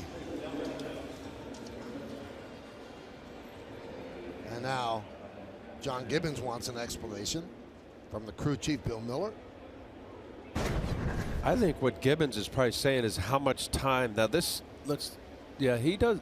Did you see him take Yes, I saw. It does look like a foul tip. It did look like a change of direction, and once you foul tip it and it hits the dirt, which it does, then that's a foul ball. So he's still at bat. And that is the right call. I think the only thing that I could see John Gibbons being upset with is that it seemed like there was a considerable amount of time that elapsed. Well, You know, I think the home plate umpire was thinking that Lopez maybe caught the foul tip. So once it was confirmed, after the foul tip, the ball hit the dirt, then all bets are off. Back to first. Castro's back up at the plate. Let's see if Gregorius goes again. Same situation, 2-2 count.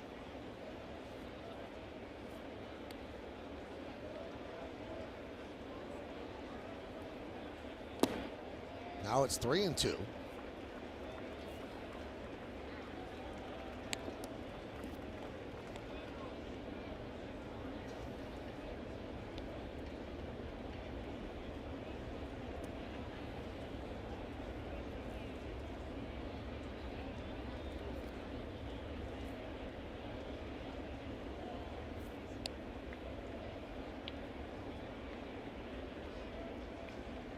Runner goes. Swing and a miss. Throw to second. Absolute same result 2 pitches later. added to the pitch count, but the same exact outcome. I'll tell you what, the pitchers better get out of the way here. Watch this throw from Rafi Lopez. Almost hit Dermody.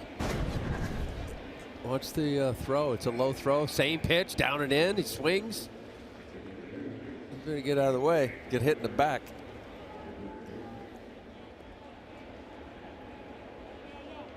Well, if you want to know why the Yankees are running, with that stolen base, Lopez has now caught 1 of 17 attempted base stealers. 16 successful. 3 by the Yankees today. Greg Bird takes outside.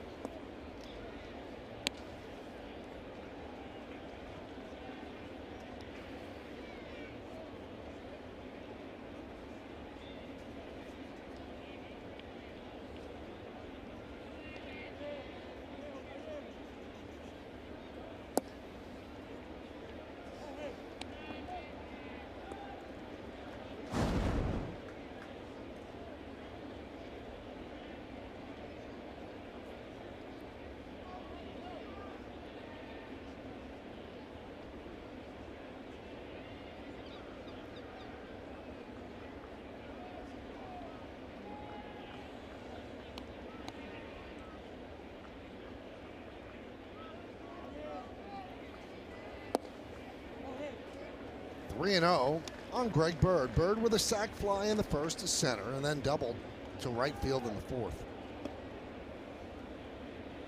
He's had a home run in his last 3 games.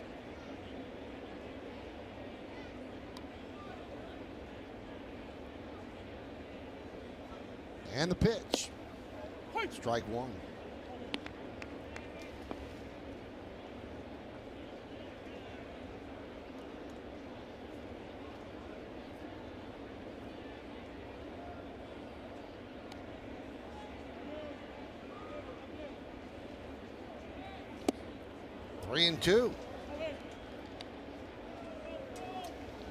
Greg Bird getting slider from what looks like a typical lefty specialist out of a bullpen.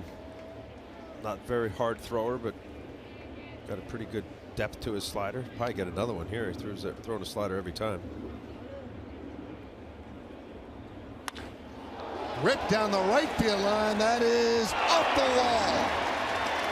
Gregorius will score. Bird makes a big turn, and he'll hustle back to first with an RBI single. Yankees lead 4-0.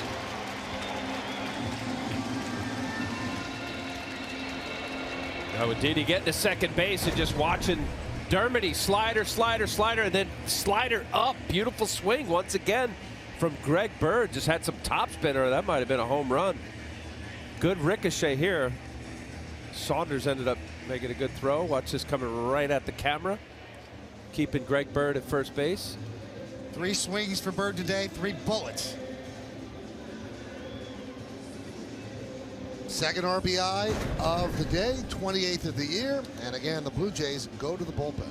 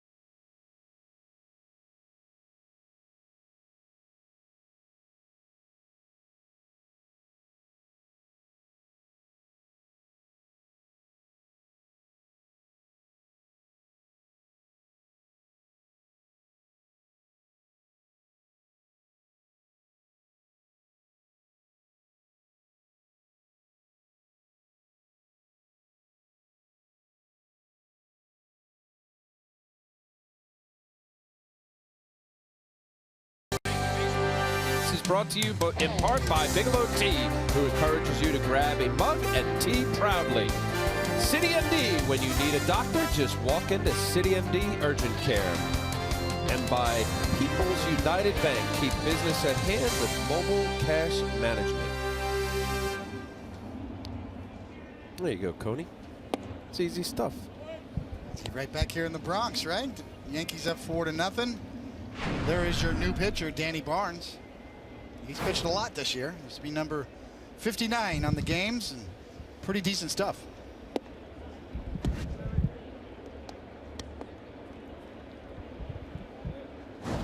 Count 2-0 on Headley.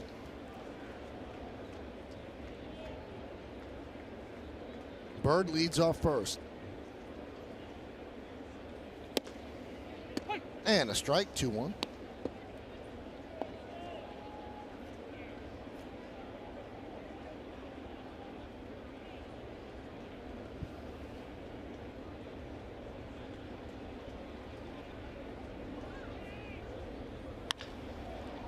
Ground ball to second. There's one. On to first. It's a double play. So Barnes comes on and gets Headley to wrap into a 4-6-3 to end the inning. But the Yankees get a run on 2 hits, no errors, and nobody left on base. We go to the 7th, 4-0 Yankees.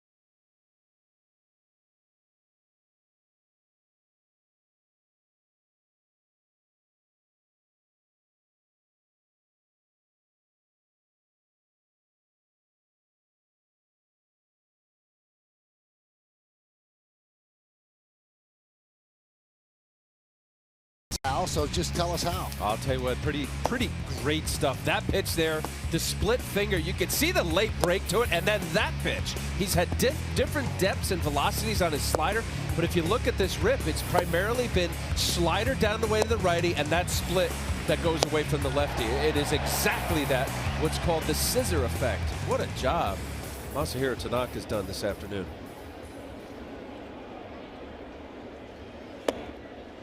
Pitch to Donaldson. Low 1-0. You know, you want your guys feeling good ending up the season for obvious reasons, but if this goes on further than Tuesday night, Tanaka is looking awfully sharp today. Cadillac scoreboard, 4-0 Yankees.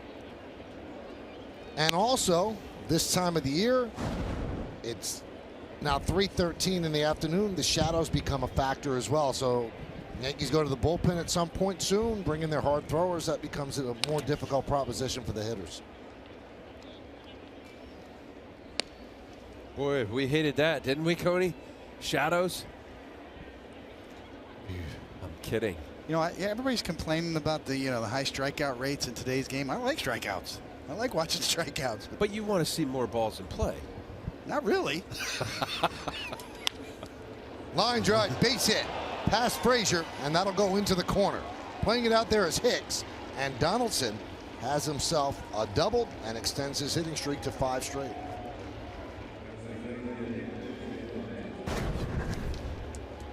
Looked like he got a little slider up out over the plate. Donaldson, shadow didn't bother him there. Just past Todd Frazier. The hitter that Josh Donaldson is his 21st double on the year. The what ifs for the Toronto Blue Jays this year, so many injuries, but certainly Donaldson at the center of it. There you go, David Robertson getting ready.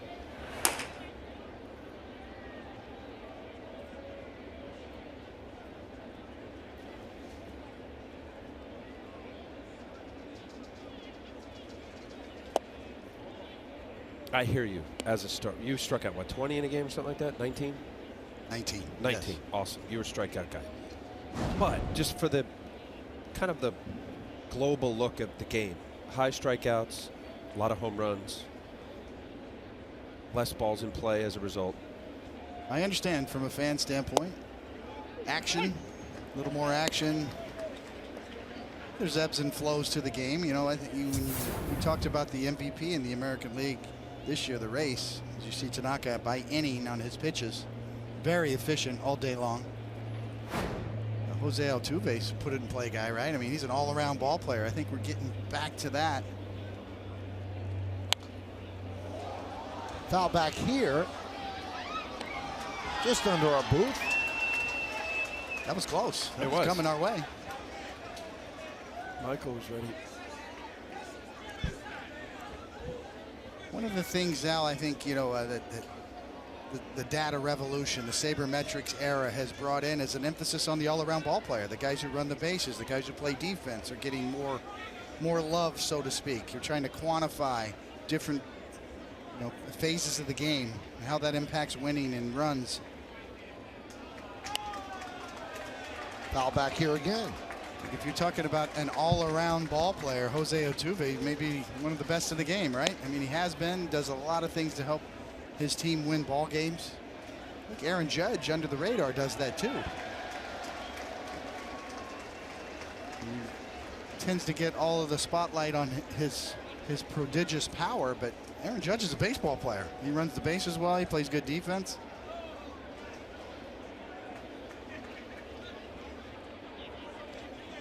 Swing and a miss. 14th strikeout for Tanaka. Love it. See, this is my kind of game right here. Starter with 14 punch outs. That slider is as good as it's been all year from Tanaka. The combination of slider and splitter today has been devastating for Tanaka, and that's how you strike out 14 guys.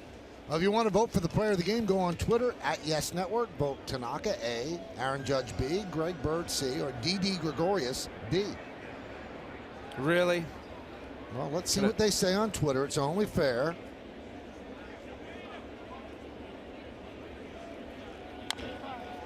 Chop toward first, Bird. Speaking of Twitter, we'll step on the bag, 2 away as Donaldson moves to third. Tanaka's a slam dunk for that vote. Without a doubt, 14 strikeouts, and you mentioned it, Al. Coming off of a rough start, a great confidence builder for him and his manager and pitching coach. Gave up 7 earned runs in his last start against Toronto up there. So nice bounce back for Tanaka.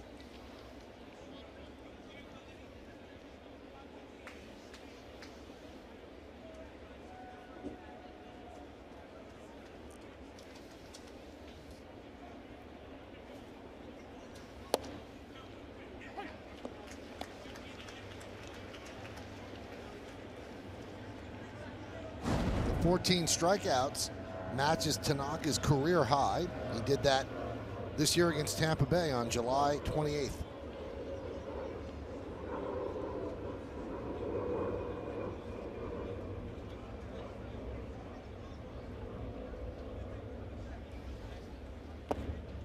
To kind of finish your point you were talking about earlier about contact and more balls in play, I think we've seen Houston do that very well this year, right? Collectively as a team, less strikeouts. They put an emphasis on that. And a team that's very progressive in their front office with data. The importance of putting the ball in play and getting less strikeouts, as Houston has done a really remarkable job of that this year.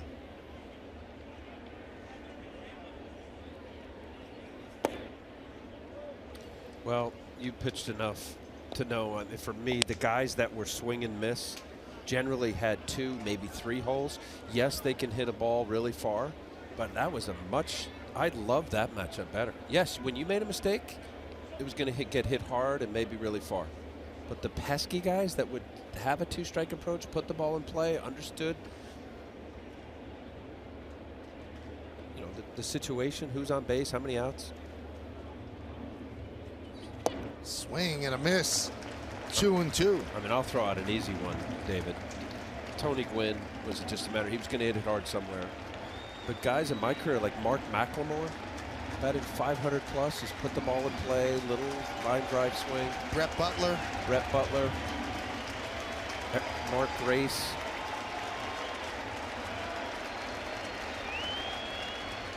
Two balls, 2 strikes, 2 outs. The pitch. Swing and a miss. A new career high. 15 strikeouts in 7 innings for Tanaka. He has been brilliant. No runs, a hit, no errors, and 1 man left. And at the end of 6.5 innings of play, get up and stretch. Yankees 4, Blue Jays nothing. We'll stay right here as they honor America in the Bronx.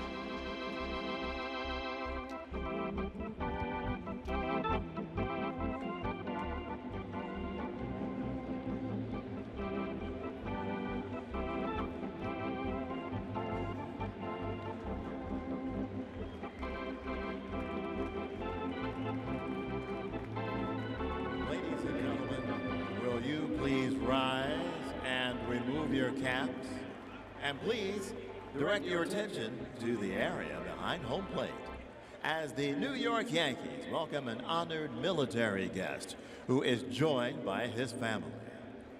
United States Army Lieutenant, 94-year-old Mort Walker from Stamford, Connecticut, who served in World War II and is the creator of the iconic Beetle Bailey comic strip. The Yankees say thank you for your sacrifice and service to our nation.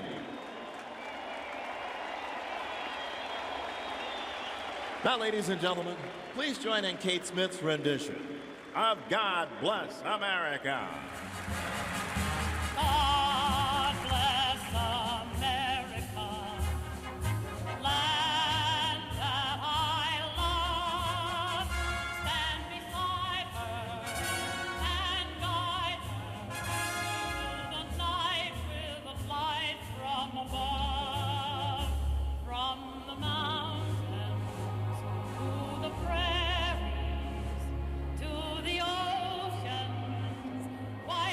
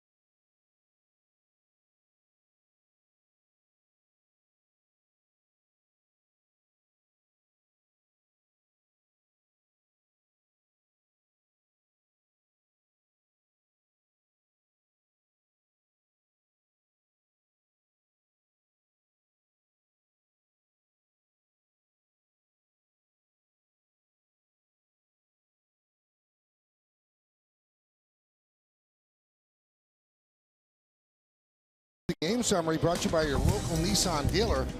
4-8-0 for the Yanks, 0-3-0 for the Blue Jays. Biagini went 5. Tanaka, 7 innings, a career high, 15 strikeouts. You just heard John and Bob and Jack say. Greg Bird 2 for 2, a double and 2 ribbies. Aaron Judge an RBI single.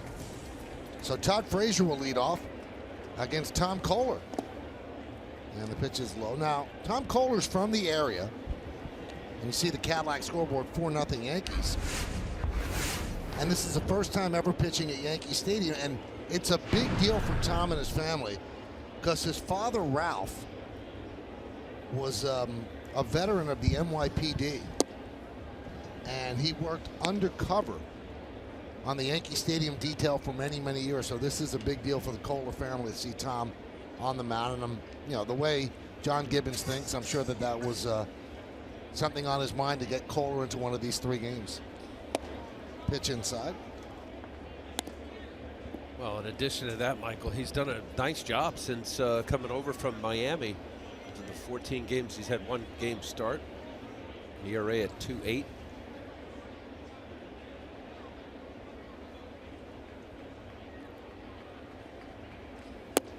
And a walk to Frazier. All right, so since I have 2 pitchers in the booth, I would like to throw this at both of you. Tanaka, I mean, I think you could use the word brilliant and not be bordering on hyperbole today. 15 strikeouts, 7 innings. You're averaging more than 2 strikeouts an inning. Just amazing stuff by him. A career high. He has not pitched since the 22nd. Today is the 29th, so 7 days off. Now in Japan, pitchers pitch once a week. Is he more effective in this sort of situation, David, than he would be in a normal rotation? Because sometimes his stuff just doesn't look very good when he's pitching every 5 days. Yeah, I mean, you can slice and dice the numbers. There's no definitive proof, that jumps off the page at you. And 6+ days rest this year, his ERA is 3.96. And there's a lot of ways to peel back the layers and look at it. It's the residual effect on the rest of your staff, too. I mean, that's his career ERA on 6+ days rest is 3.96. You got extra guys in the bullpen now. I mean, I think we're headed towards a pseudo 6-man rotation. We've seen it with the Yankees here down the stretch. Kohler gets the strikeout there. I mean, how could we not say that it's helpful for a guy that grew up that way in Japan? I know had to make the adjustment here in Major League Baseball with the Yankees. And a performance, I know it's one performance this afternoon in a last start against the last place team, Toronto, but they're, good hitting team. I think there might be something there. And I can only say this, David, I don't know how you were but I, especially when I got older, I enjoyed that extra day periodically. It was helpful. And it's not about the 95 to 100 mile an hour guy, because that's not what Tanaka is or was today. But it was that late finish of that split that had the great downward movement, or the slider with the right tilt and late break. I think it's definitely helpful. I wonder if best case scenario, because there's 26 weeks in a baseball season.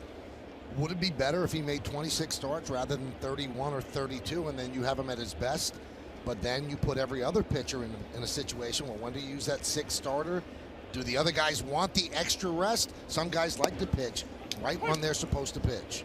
Yeah, you're talking about pitching on the 7th day, right, once a week. It's not like, it's not, we have a 5-man rotation now. You pitch on the 5th day, you get an extra day, you pitch on the 6th day. You're talking about pitching on the 7th day. Right. So, that has a residual effect on down through. So, yeah, you would have to carry a spot starter, or you've got extra guys in the bullpen now.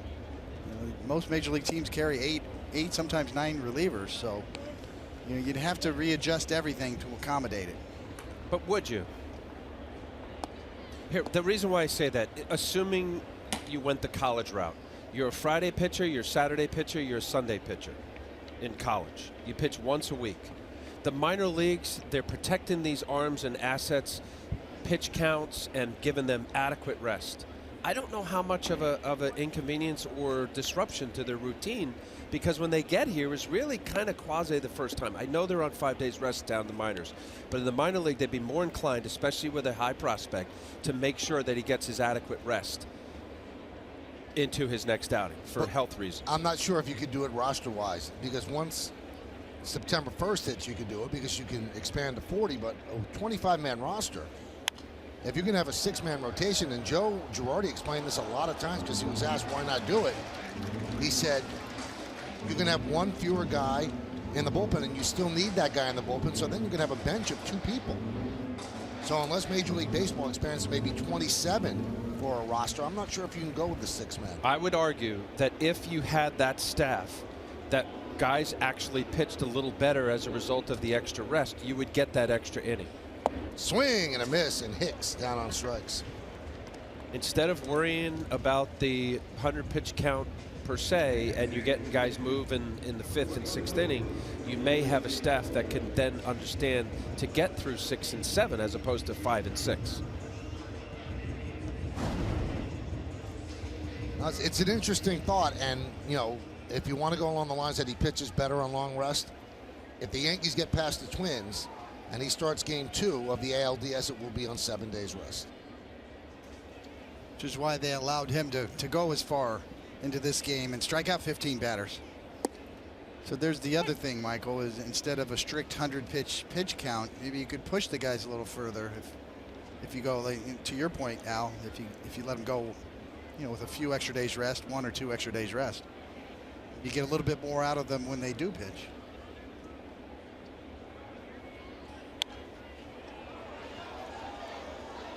Regardless, we're kind of trending in that direction. You know, when you look at all the minor league starters in all organizations, they're pretty much reduced to 5 innings because they want to protect their young pitchers. It's such a commodity to develop young starting pitchers that they're going to be protected. And, you know, that's a whole different debate, you know, on whether they're babying young pitchers or not.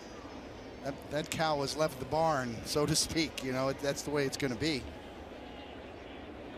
Runner goes. The 0-2. It's a stolen base, but it's a strikeout before the stolen base. They say that Ellsbury did not hold up. So Kohler comes in, strikes out 3 Yankees. Yankees strand 1. We go to the 8th inning. It's 4-0 Bombers.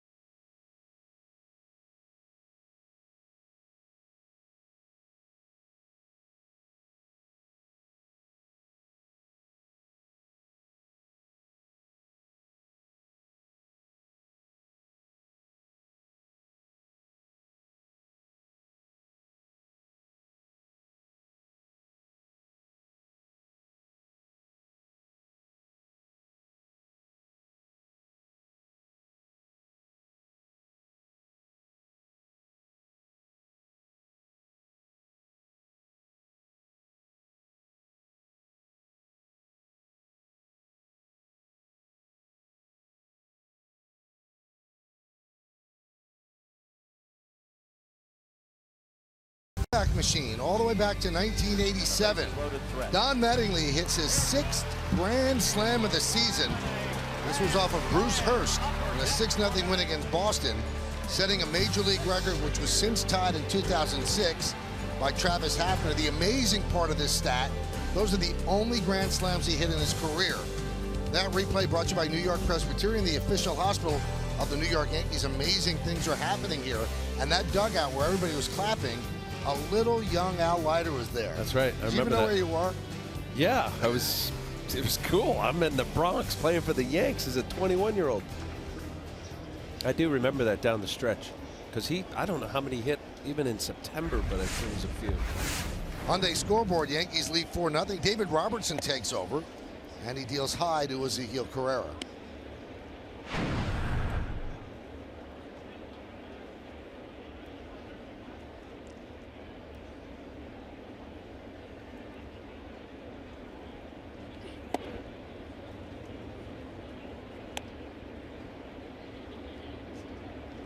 Now, after that long discussion we just had about extra rest and how it would be important for him, and well, James Smythe broke it down for the people, completely diffused our whole argument. Ruined the whole conversation. So his career ERA on regular rest is 3.46. 1 day extra rest, 3.49. All extra rest, 3.61. Not today, James.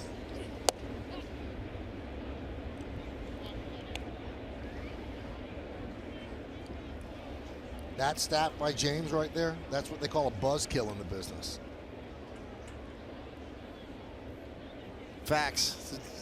Darn facts. Get in the way of a good story. Carrera walks. Well, make sure you're at Yankee Stadium for the final regular season game of the 2017 season this Sunday, October 1st at 3:05 p.m. It's Fan Appreciation Day, and all guests in attendance are going to receive a voucher valid for 2 tickets to a select 2018 regular season home game. For tickets, log on to Yankees.com, visit the Yankee Stadium ticket window, Yankees clubhouse shops, or call Ticketmaster at 877-469-9849.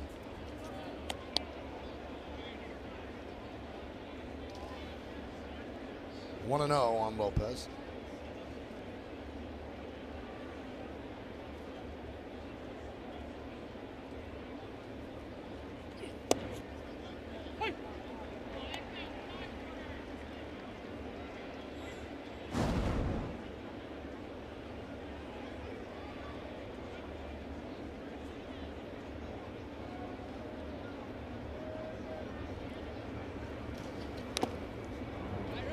Foul ball, 1-2.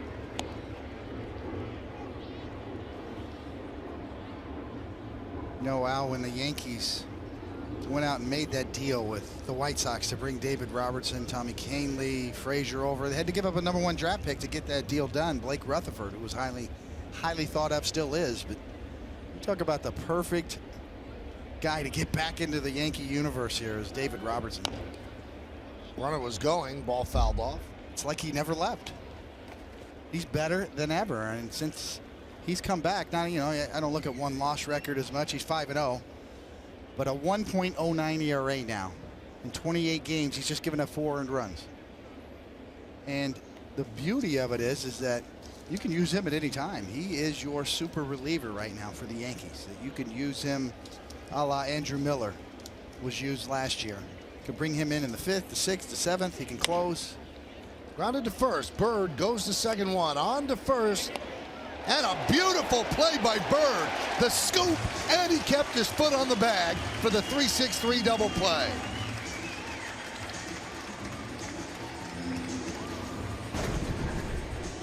I mean, this is a wow play. It really is. I mean, that right there, throws it inside. Didi has plenty of room to get a throw. Hooks it. But what a nice job by Greg Bird. Robertson getting out of the way, steps. A little split. Well done. Greg Bird, since coming up the DL, has played first base better than any time that we have ever seen him play. It's a good point, Michael, especially on those type of plays in the dirt.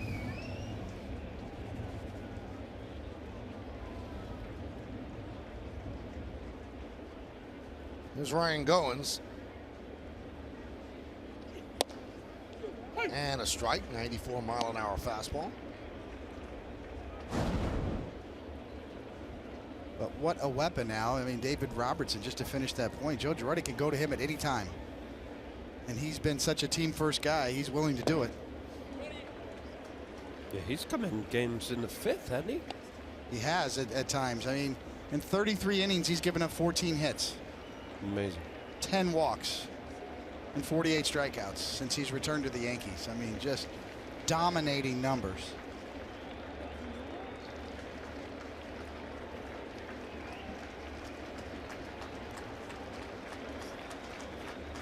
The 0-2. 1-2. Well, kudos to the Yankee front office. I mean, you mentioned about the trade with you get Canely back. You got a third baseman, two more than serviceable arms that you can use anywhere. With Robertson doing a great job, as you cited, David. And here's a guy when he went over to the White Sox, closer. Closed the last year with the Yankees, 39 saves, and he had 34, 37 respectively with the White Sox.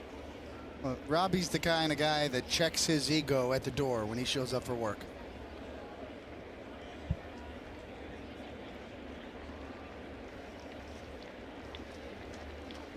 Two. Swing and a miss. Goins down on strikes. That's the 16th strikeout of the Blue Jays by two Yankee pitchers. We go to the bottom of the 8th, 4-0 Yanks.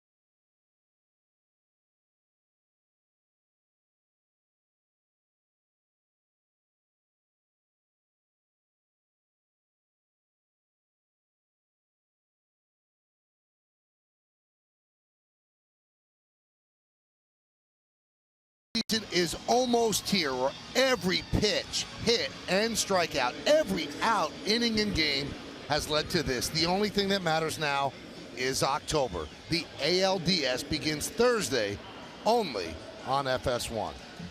I can't wait. I think everybody in the postseason has an intriguing story. I think the Yankee story is a great story where they're ahead of schedule, but now they're expecting big things. You want to get past the wild card game and get into the ALDS. I think it's going to be a great, great postseason. Rob Refsnyder takes over at first base for the Toronto Blue Jays.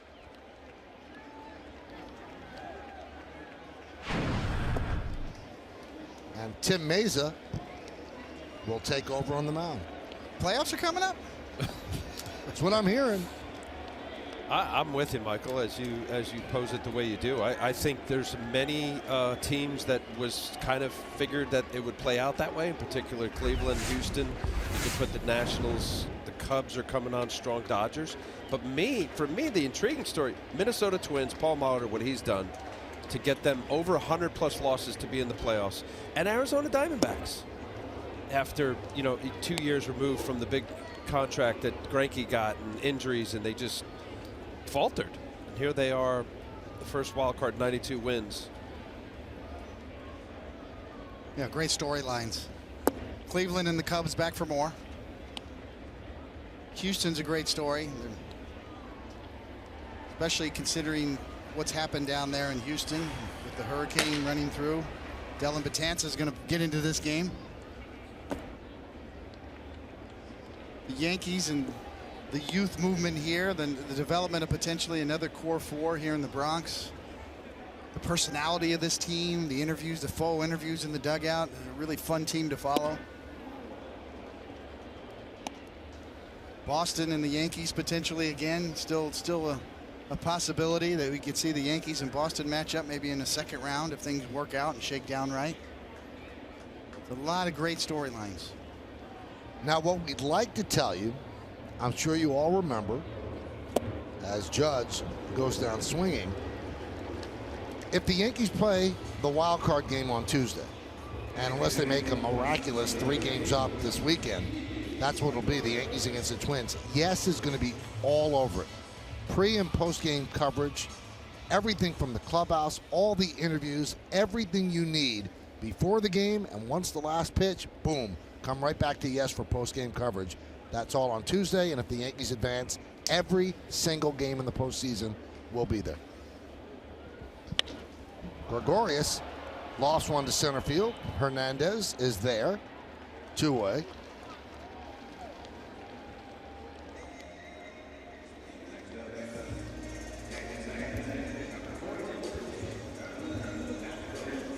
Now, tomorrow's game is a 1:05 start, and it will be seen on Fox. But we'll have Yankees extra innings coverage right after the game. So once the game ends on Fox, you turn back to Yes, and we'll have coverage of everything that went on and break it down for the people. And then we're back on Yes for the final regular season home game. That'll be on Sunday. And remember, every game on Sunday universally starts at 3 o'clock Eastern time.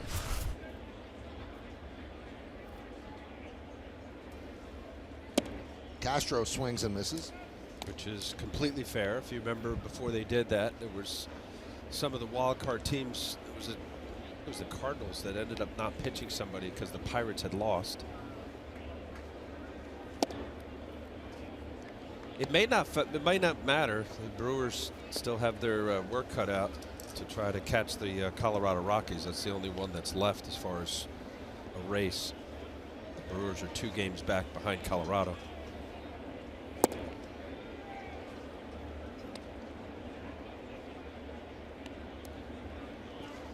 Magic number for Colorado, of course, if they're 2 games ahead, is a 2-game magic number.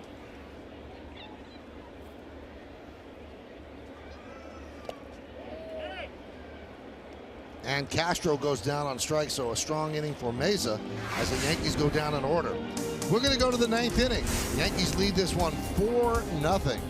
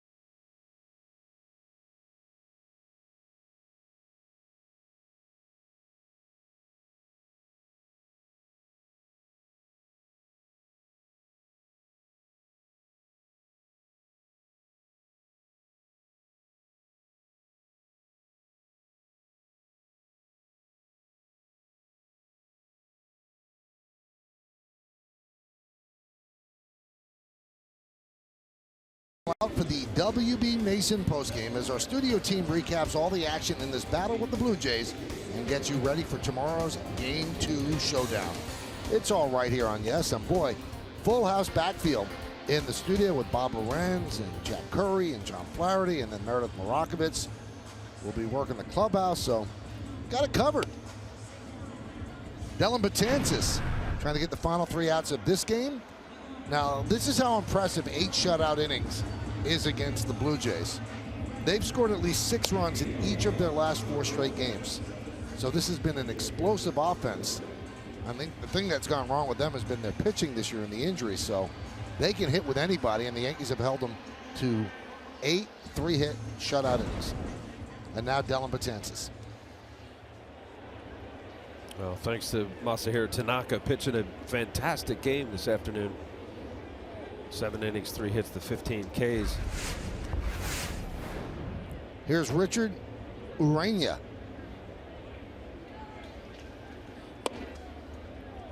And the pitch outside, 1-0.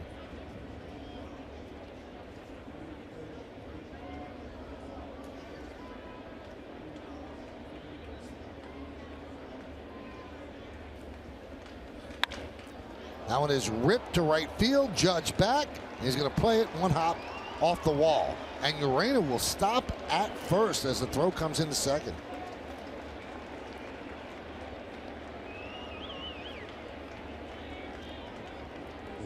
That was a 96-mile-an-hour fastball that was redirected. The fast pitch speed analytics brought to you by Fios. Great job by Judge getting that ball in quickly. And Chapman's up.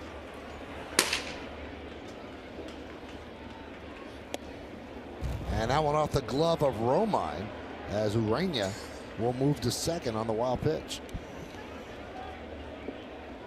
You know, we always talk about how tough it is for the hitter. You wonder if it's tougher for the catcher as well. Light to shadows. They know what the pitch is going to be, though. Yeah, but it's still you're coming from sunshine to shadow. It's different. And then back into sunshine where he's catching it. Scored a pass ball.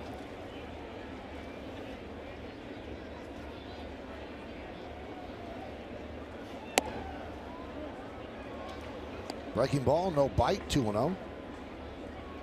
Betances had a 1-2-3 inning against Tampa Bay on Tuesday. Came back on Wednesday at 1-2-3 inning Wednesday. So day off. And now here today.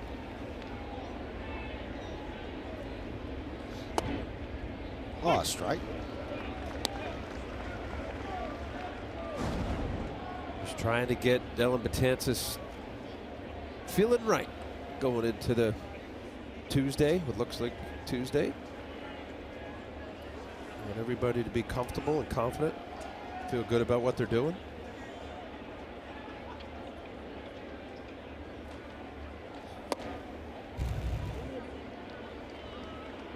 Three and one. And with Dellin Betances, that is really about getting his fastball going. Just missed on the inside corner there. But getting back to having confidence that he can get that pitch over and protect that breaking ball a little bit. It's hard to throw breaking ball after breaking ball. Sometimes, you know, you're more prone to hang one the more you throw.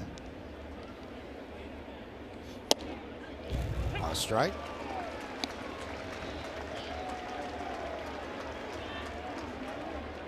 With Betances, it should be close to 50-50. Fastball, breaking ball. And it had gotten skewed when he struggled over the last couple of weeks. Trying to get back to that this week.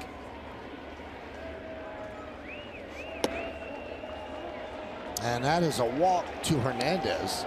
And all of a sudden, nail-biting time.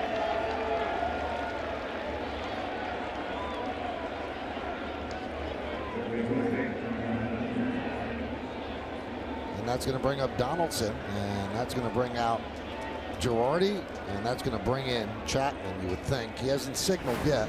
Now he has. So first and second, nobody out. Betances is done. Chapman comes in to try to nail this down.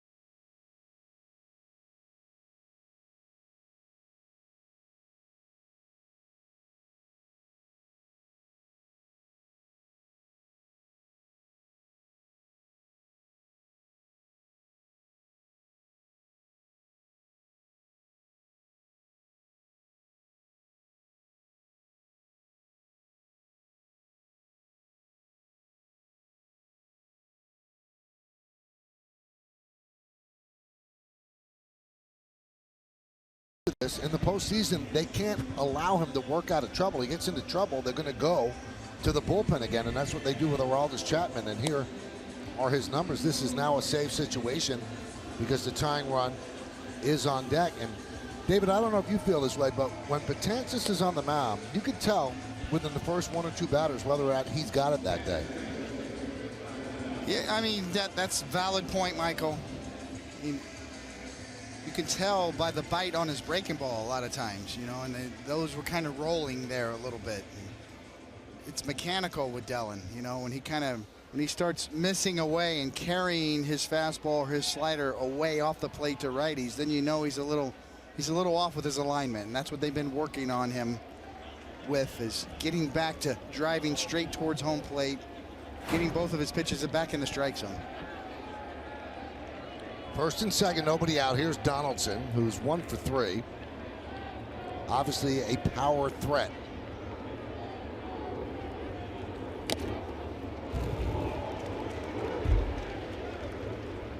Let's get a very late cheap hitter scout report on Donaldson, but important because he's up here now. Yeah, former MVP in 2015, and he's got 22 since August of this year. He's back to that MVP form, and he's a good athlete. He can play some third sack too. He can pick it and throw it. The 0-1. But he looks like the MVP caliber player since August, as we said there. 22 home runs since that point. He's bothered by a nagging calf injury earlier in the year. Really derailed him. But now he's healthy, and he's right back to form, true form. And Al, you mentioned it. This is a coveted player. A lot of teams are going to come asking Toronto about his availability.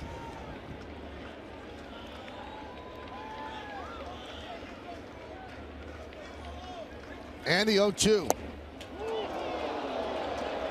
Swing and a miss. The bat goes all the way to shortstop, and Donaldson down on strikes for the 3rd time today. Big strikeout for Chapman.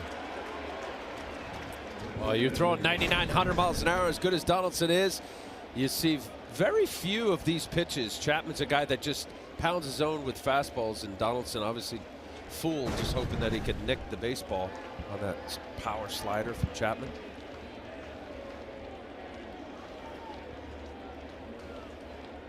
Here's Jose Bautista.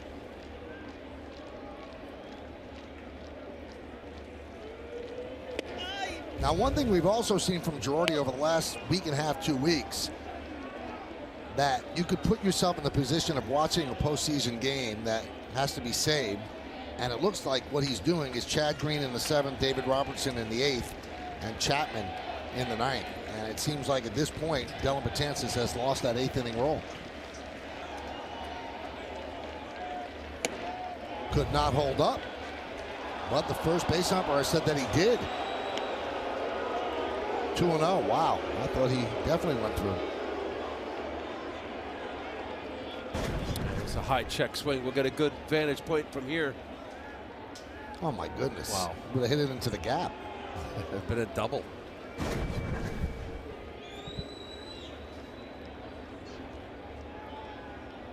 And the pitch. Chopped towards short. There's one. On to first. The throw was over the head of Bird, but it bounces right back to him, so a run doesn't score. So 2 away. The Yankees caught a break there.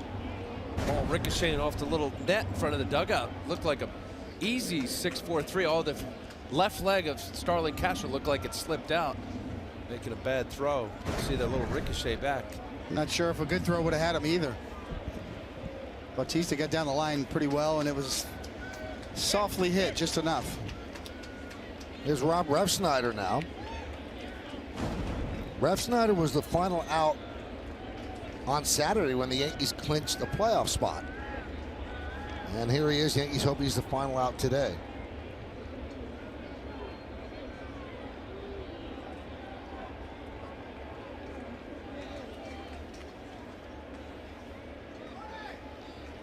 Runner goes, swung on and missed, so Bautista takes second on defensive indifference.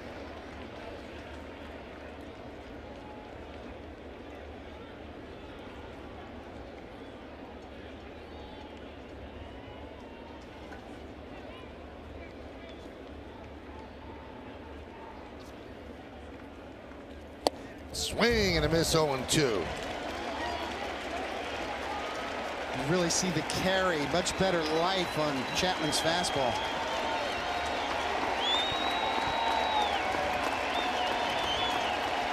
It's not just about the velocity of the radar gun readings, it's about the spin rate and the life through the zone. And the 0-2. Swung on and missed, and that'll do it. Yankees win this one 4-0. 102-mile-an-hour fastball right past Refsnyder, and the Yankees win 4-0. And if the Red Sox are going to clinch the American League East today, they're going to have to do it themselves as the Yankees handle their part of the bargain. But the story of this game, we'll start with you, David, has to be Tanaka, how great he pitched. Well, that just shows you what he's capable of. Not only did he have 15 strikeouts, but didn't even really come close to walking anybody. I think that's the only game in the major leagues this year that any pitcher's thrown 15 strikeouts and no walks. This is the most dominant I've seen Tanaka pitch, at least live. He was just spectacular. How could you not? 15 strikeouts in the 7 innings. It was his day. We still have more to come from Yankee Stadium. Yankees celebrating this victory, their 90th of the year. We'll come back, and then we'll get you to the post-game crew. Stay right where you are. Yankees win 4-0.